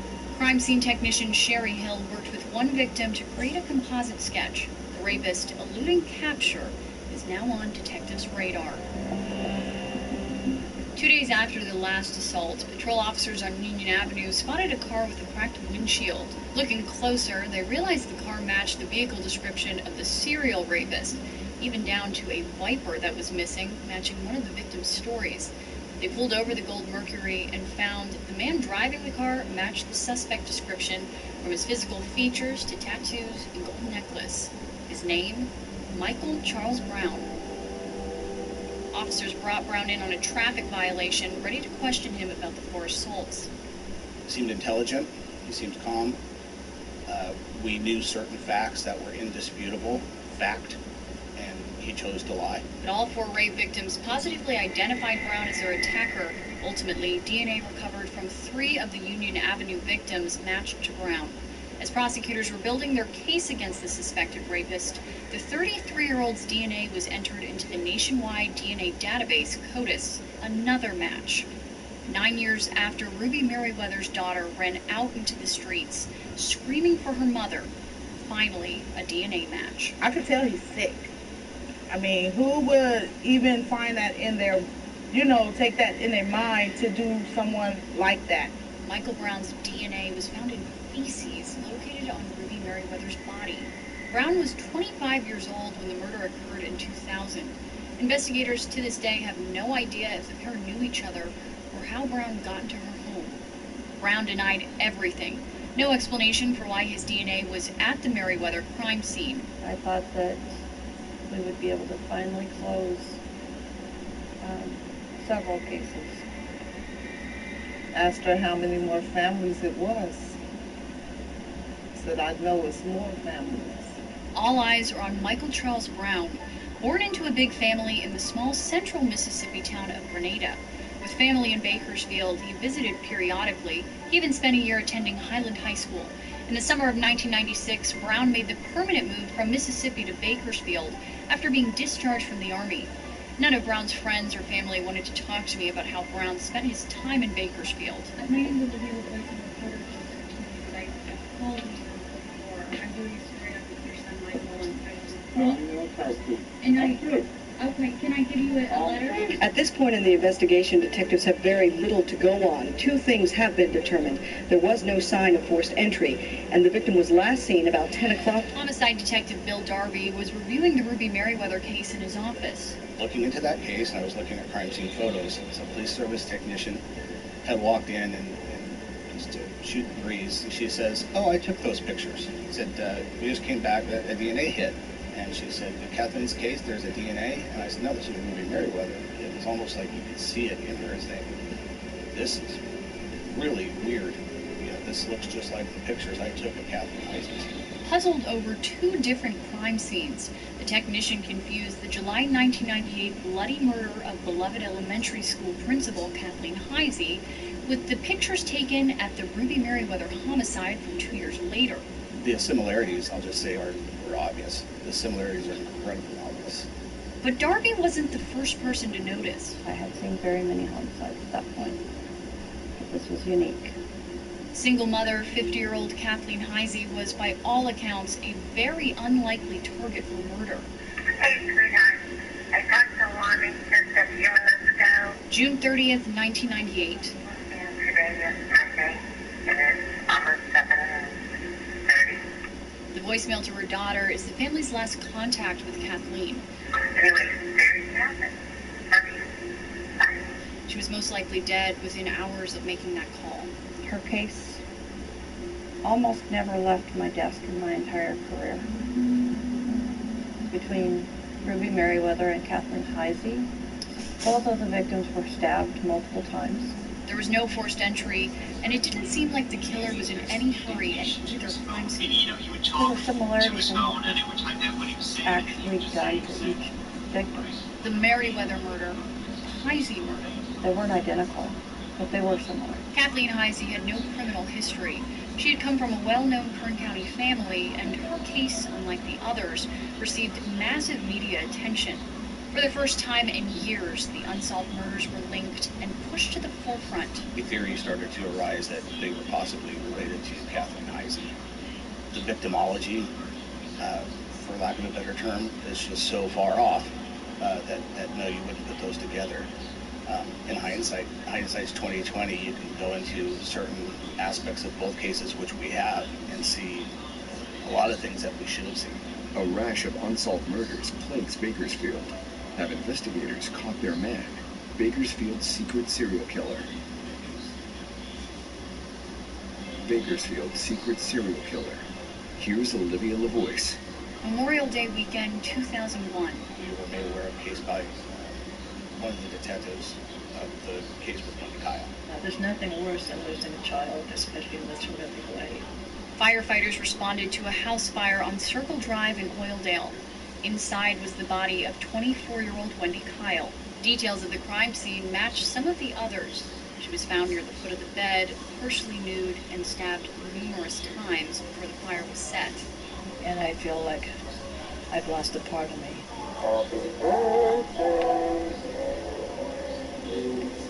She was born on my birthday. We celebrated our birthdays together. Now, the man that murdered your sister. This is Wendy's sister reaching out to a psychic on the Montel Williams talk show. The place was on fire. I mean, she lived in a small guest house. Will they find this person? Yes, they will. Absolutely they will. Tragically, Wendy died on her sister's birthday. There were several persons of interest in Wendy's murder. A man she had dated who had made incriminating statements, and this man, sitting next to Wendy. He has never been identified. Despite several leads, the Wendy Kyle murder case went cold for years. She wasn't what they made her out to be at all. Witnesses contacted law enforcement and 17 News providing information, placing Michael Charles Brown and Wendy Kyle together at the downtown Bakersfield Mint Bar the night she was murdered. A friend of Wendy's, who we'll call Jane, has tried to help investigators from the start, providing key information about the case through the Secret Witness Program.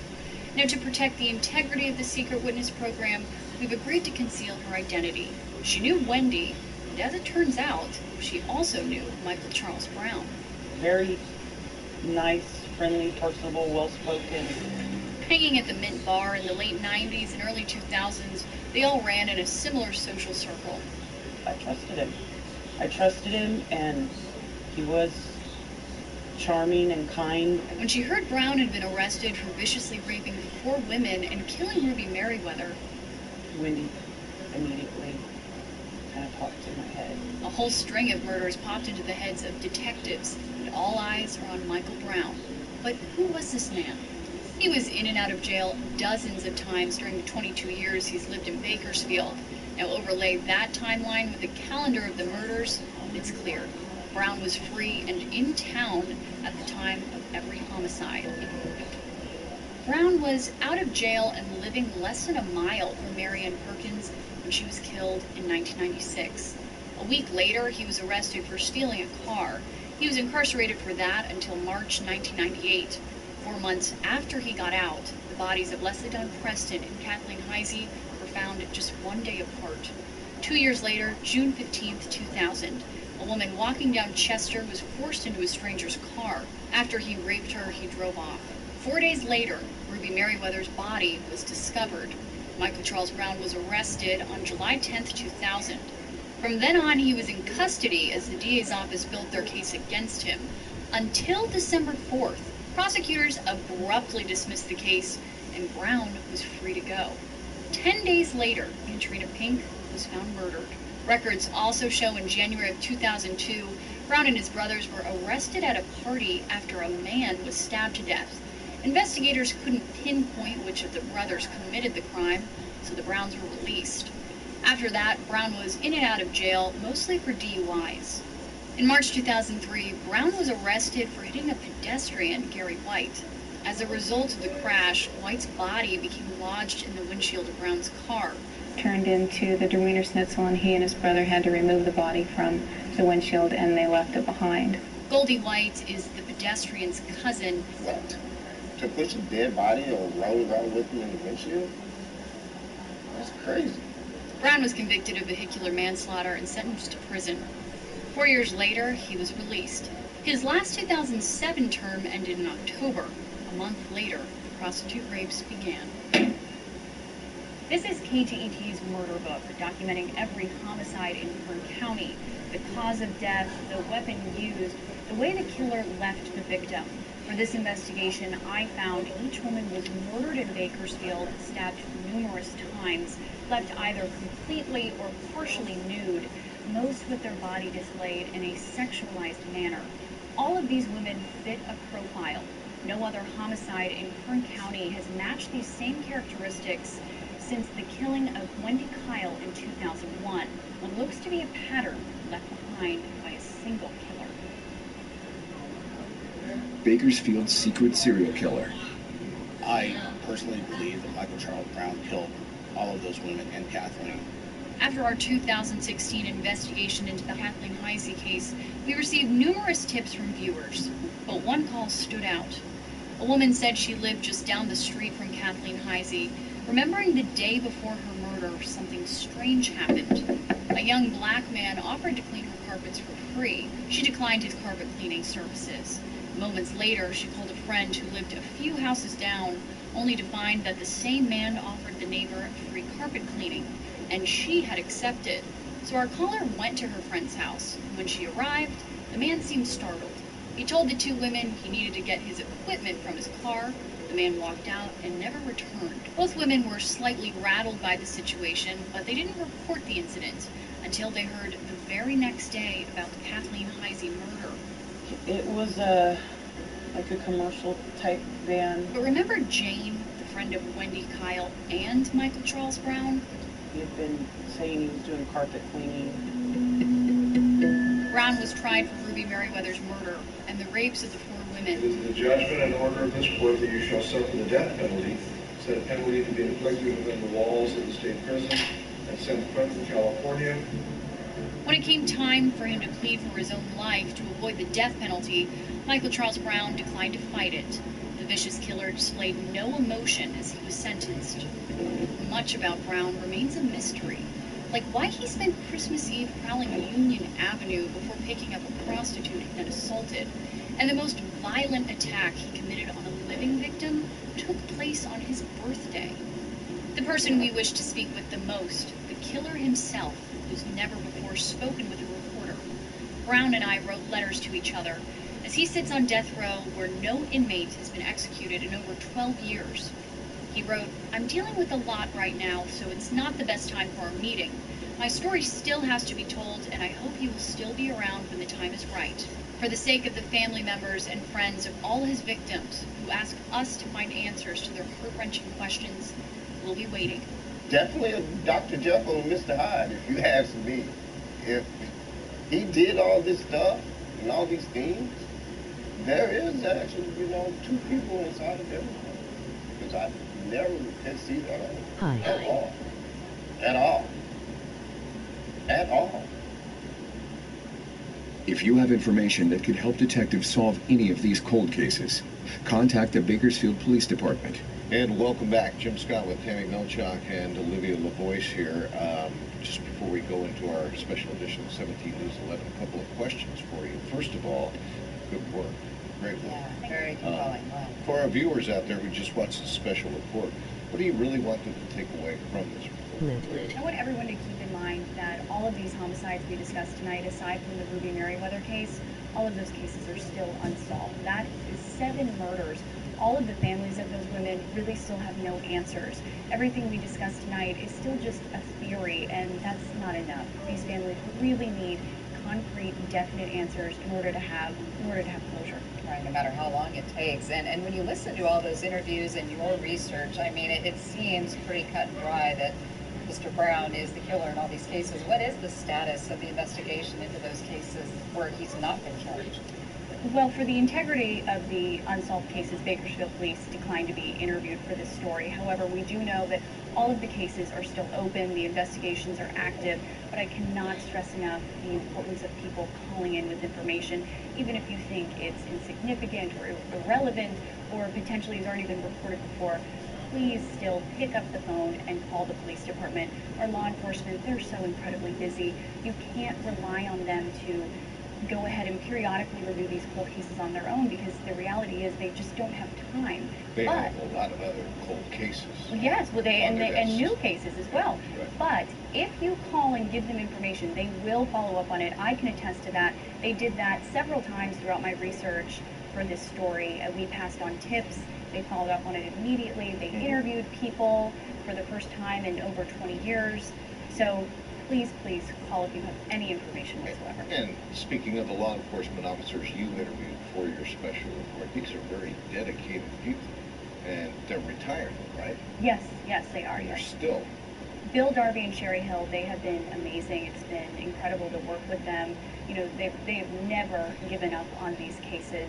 And there were so many setbacks with this story, but no matter what, I knew that I couldn't quit, because Bill Darby and Sherry Hill, they never did that, and I really feel that is the attitude the community needs to adopt when it comes to these unsolved cases. Yeah, I know you have a real passion for helping the victims and the victims' families, and I know also on Facebook that you periodically are posting cold cases too, where folks can go there. Yes, I just think it's so important to just remind people that these cases are still unsolved. A lot of times I'll post about a story and viewers will comment and say, I had no idea this case is still open.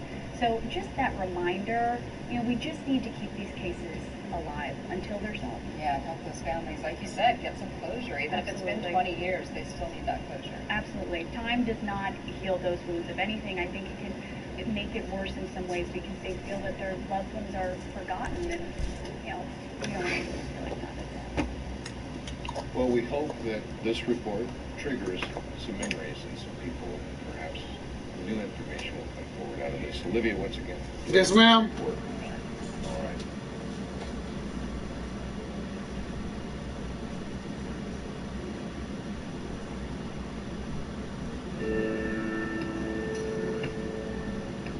Hey you, and welcome. My name is Mike, and in this whole video we got a weird one. This is the story of Dr. Martin McNeil and his wife Michelle McNeil, and what happened after he encouraged her to have some cosmetic surgery. Old Marty McNeil was a very successful doctor and had a law degree to boot. Michelle, a beauty queen, and they had 8 children together over almost 3 decades. However, for old Marty, I guess that just wasn't enough. Beauty queen wife, really rich couple, having a law degree, 8 kids, living the dream. Easy to imagine, that's never enough. Am I right? Cause it's a big ol' whoops, wink. This case has it all, and it's set in Utah because they're mad for madness over there. Come on, let's get into it.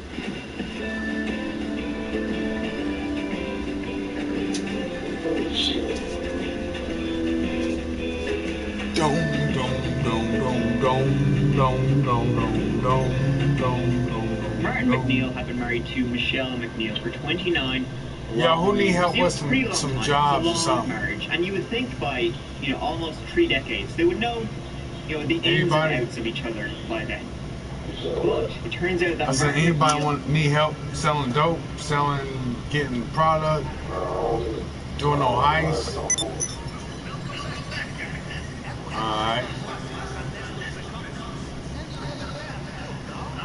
Well, GTA getting kind of old. Like, I do so much shit on here, man. It's like, just help people, man. I might go ahead and I like griefing people. Just for the simple fact, I got griefed.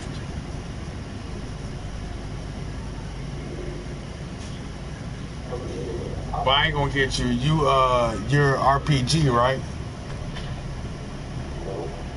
Or you're God. Oh, then you God. I ain't trying to grief you. You already fucking God mode properly. Yeah, so I ain't gonna fuck with you. Oh God. I'm gonna fuck with him though if he keep on acting stupid.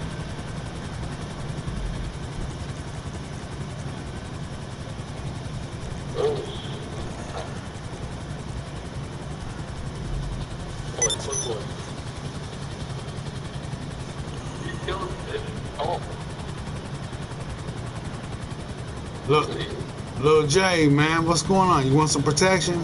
I got you. You ain't talking to me. I ain't killed your bitch ass.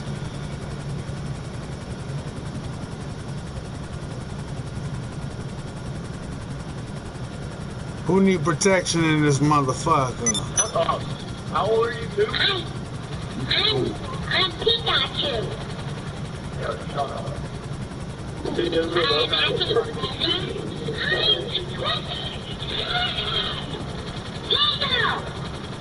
Yo, Pikachu, take your little ass to bed. You know you got school in the morning. If you don't, I'm gonna fuck you up until you leave. So go ahead and take your ass to bed. All right, all right. That's my only warning. I don't give secondary warnings. I said my piece. If you fuck me up, cool. But I'm gonna keep fucking you up until you fucking leave. And believe me, I can figure out who you are. I'm on a mission right now to find out who. That's why I'm getting ready to kill so he can get the fuck up out of here. So I can do my perico. Yeah. A lot of motherfuckers be gangster, man. Alright, Rail. I'm finna come get you, Rail. So either mute your mic or get the fuck off GTA 5 tonight. I think he's demuted himself. But I'm gonna make sure he's muted. Cause I'm gonna kill his ass.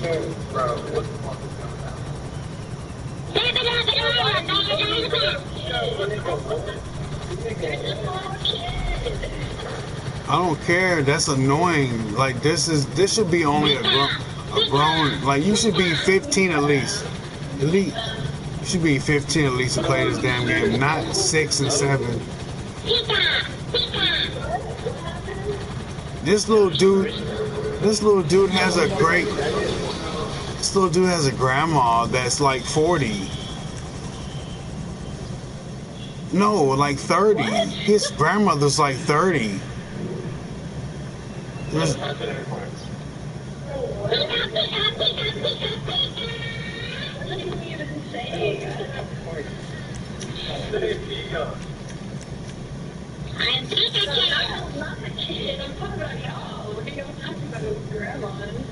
I mean, cause this little kid, This little kid, he needs to be in fucking bed, getting ready to go to school. So motherfucker just leave. Yo, fucking kids they need to have a GTA for kids, like straight up. Oh. Oh.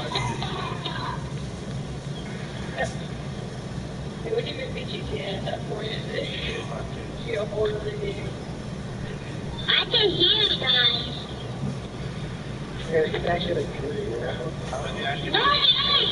I'm flipping 7. Yeah, you're.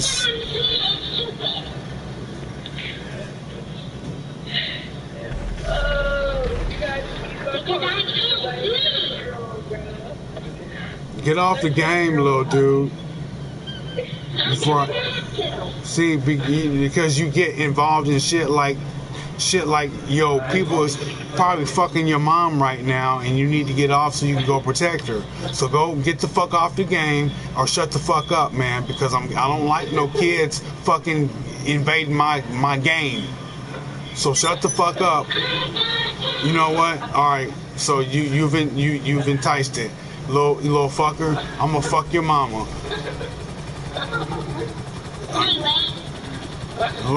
No, you already know this language then, huh? You already know this language. Yo, badass motherfucker. Oh, believe me, no, I'm not arguing. It happens so much. It happens so much, man. You gotta tell this motherfucker. You know what?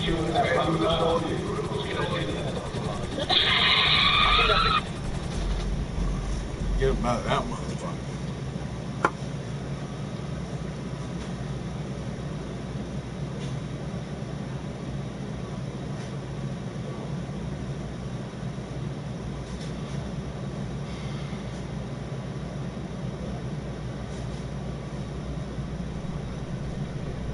I'm gonna get one more.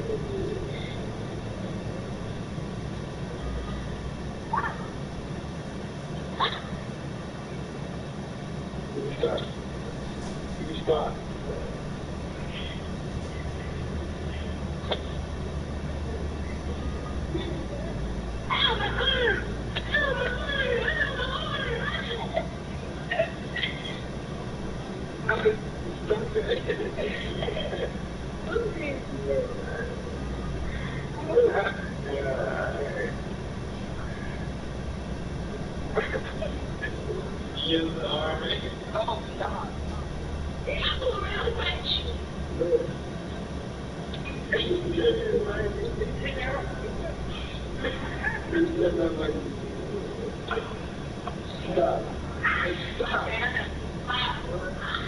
Yep. Stop. Stop.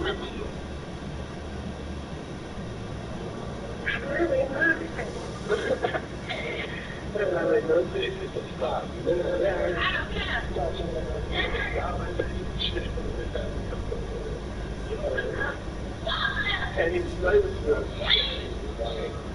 you got your money away.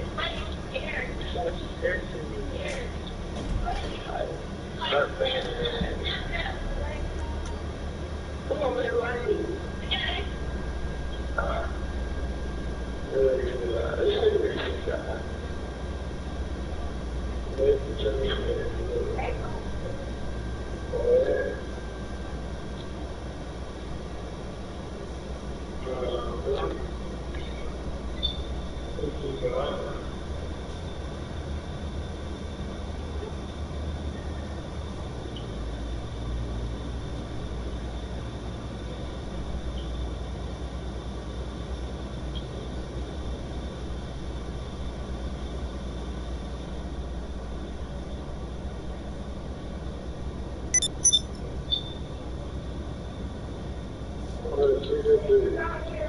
Keep playing with somebody, will you? Man down. That doesn't work. Yeah? Are you taking your hand down? Huh? Take your hand down. It's alright. Oh, get the thanks for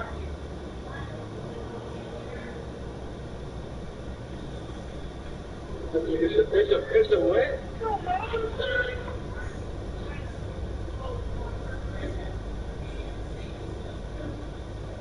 It's gonna hit what? Stop, why do you keep doing that?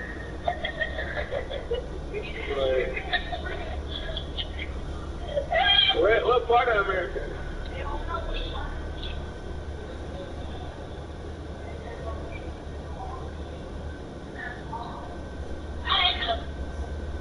Are you watching? It is something.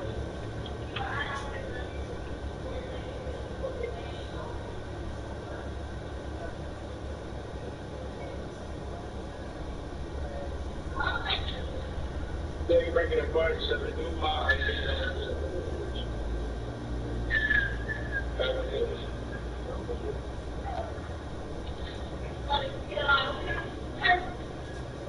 I ain't saying I should put it in those. I'm saying I should blow it up out of the air.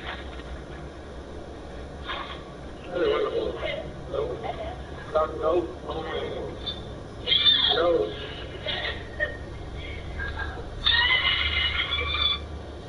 Huh?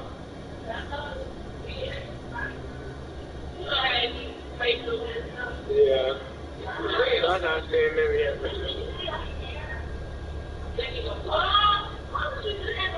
Now, I have burgers and children out here. What?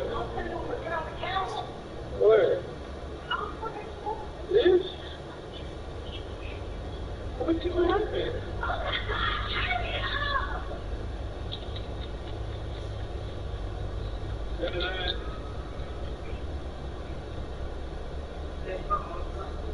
I asked you what? I see you or something, man. You know, I know why you do that. I don't think you're tired of it.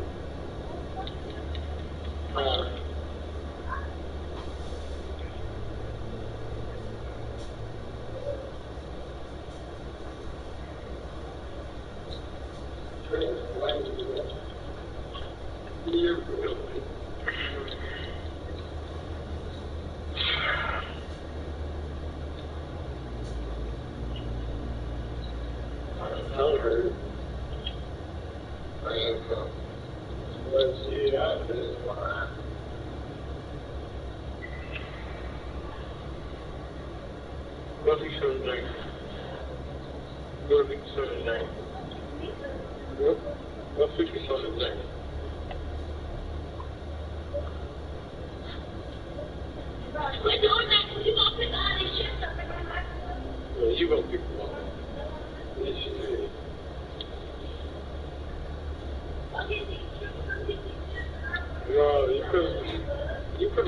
How's your wife? She's home. I got me coat too.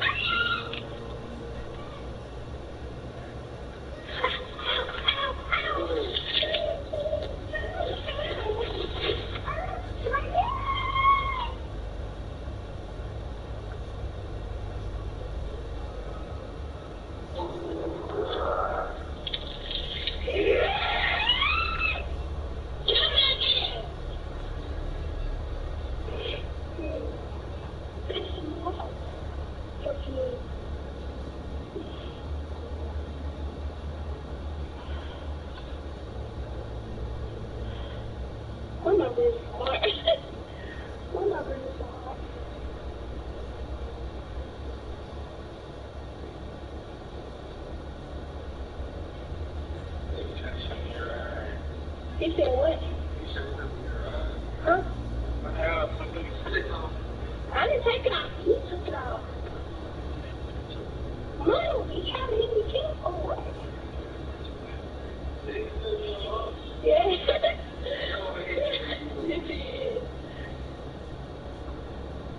Move out the way. Go, nigga. I'm trying to say you're right. I'm trying to say you're right. I'm trying to say you're right.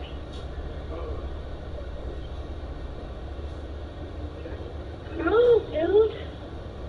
He said now fight. Who you think you is? Brother, who you think you is? Can you move your big head out the way? I know. Who do you think he is? I'm not going to expect you to watch. Who yeah. Oh, yeah.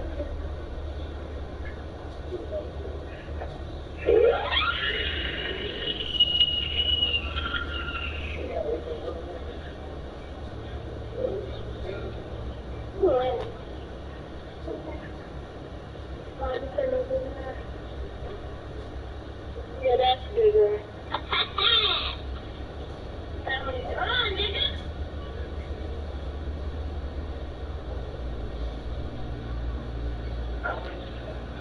But I'm tired of him. I'm quit. Not you, Mama. I'm done fighting with you. I'm leaving. Goodbye. Who is that? Who is that? Who is that? Who is that? Who is that? Who is that?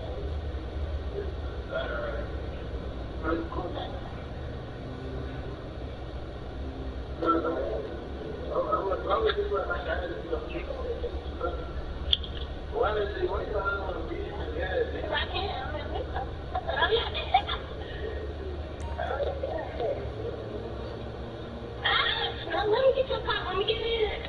You trying to get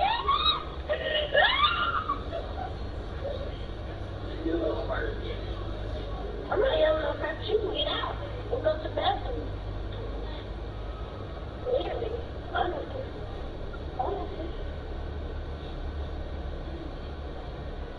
Oh, that's good.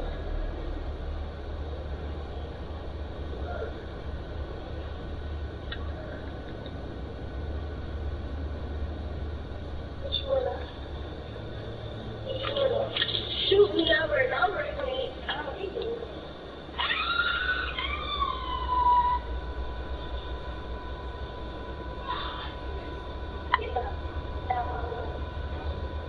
I'm leaving you. Here. Out here. It's nowhere. It's in nowhere. How about that?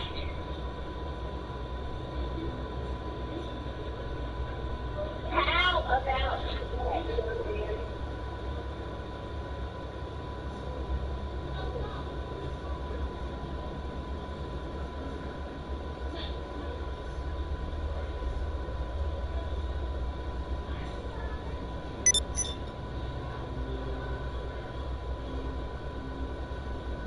I'm leaving you out here in the nowhere. Do you hear me? Do you hear me?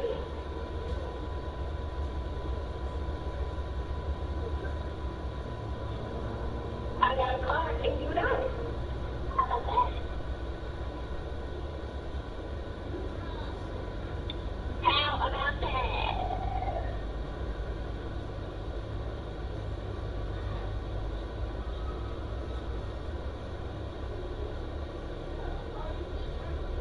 I'm leaving you. Did you hear me? I'm leaving you. It's not like that. I can hear you. I can hear your background.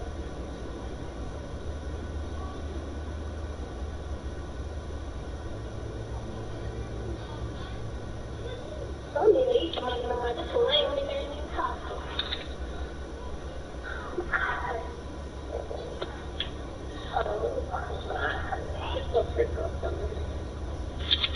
What you say? What you say? What you say?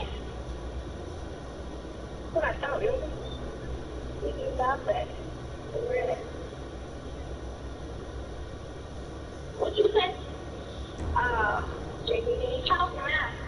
You home,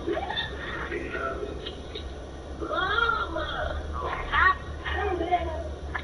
Don't stop by. I get you. I'm just being sad. What?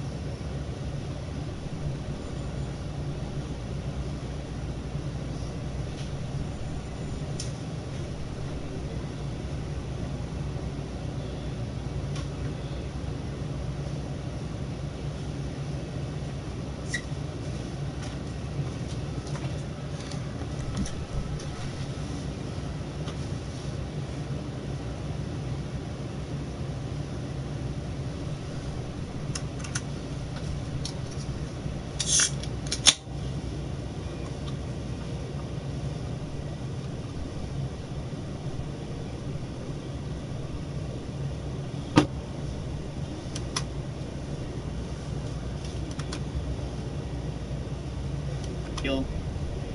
It's quite a tricky person to know. Yeah. And Michelle stopped knowing Martin on the morning of the 11th of April, 2007.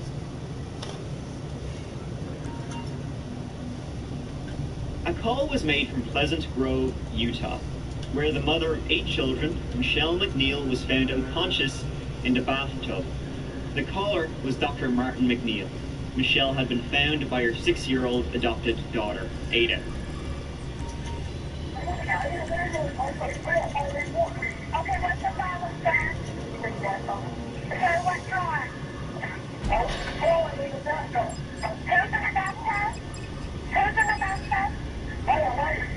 Okay, is she conscious?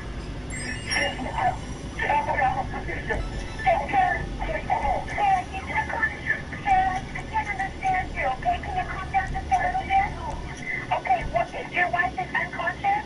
She's unconscious. She's underwater.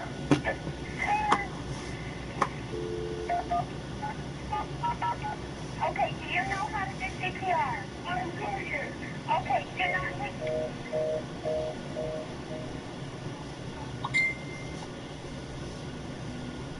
Now, it's kind of hard to make out what Martin is saying, and in fact, Martin hung up 3 times during their conversation, until the dispatcher could finally figure out where to send the ambulance. At one point, Martin sent his young daughter Ada off to the neighbours to get somebody to help him lift Michelle out of the bathtub, as he couldn't do it himself. Then, when she was out, Martin started doing CPR, you know, stay with me, he would alternate between, you know, blowing into her mouth and shaking his fist at the sky, you know, not her, why? When the EMTs arrived, he was losing it, shouting at his wife, the EMTs, even God. He was putting on quite the show, eventually having to be removed from the scene. He was slowing down the paramedics so much. And when the EMTs started doing CPR, that's when water started coming out of her mouth. Martin McNeil had already been doing that, and he was a doctor, and water wasn't coming out. You'd think he'd know how to do it by now. Michelle McNeil was rushed to hospital, where she was pronounced dead. The next day, an autopsy was done. It was found she had an enlarged heart, as she had high blood pressure for years, and some medications mixed with heart conditions cause arrhythmia, which can be fatal. And, funnily enough, Michelle was prescribed a few different medications following her surgery. She had a facelift just a few days before. And so, the pathologist came to the conclusion, after receiving the toxicology report, that the most likely cause of death was arrhythmia. Natural causes. Case closed. End of story. Tragic, but it happens, even though she was only 50 years old. Or does it just happen? Let's go back and begin at the beginning. Michelle Summers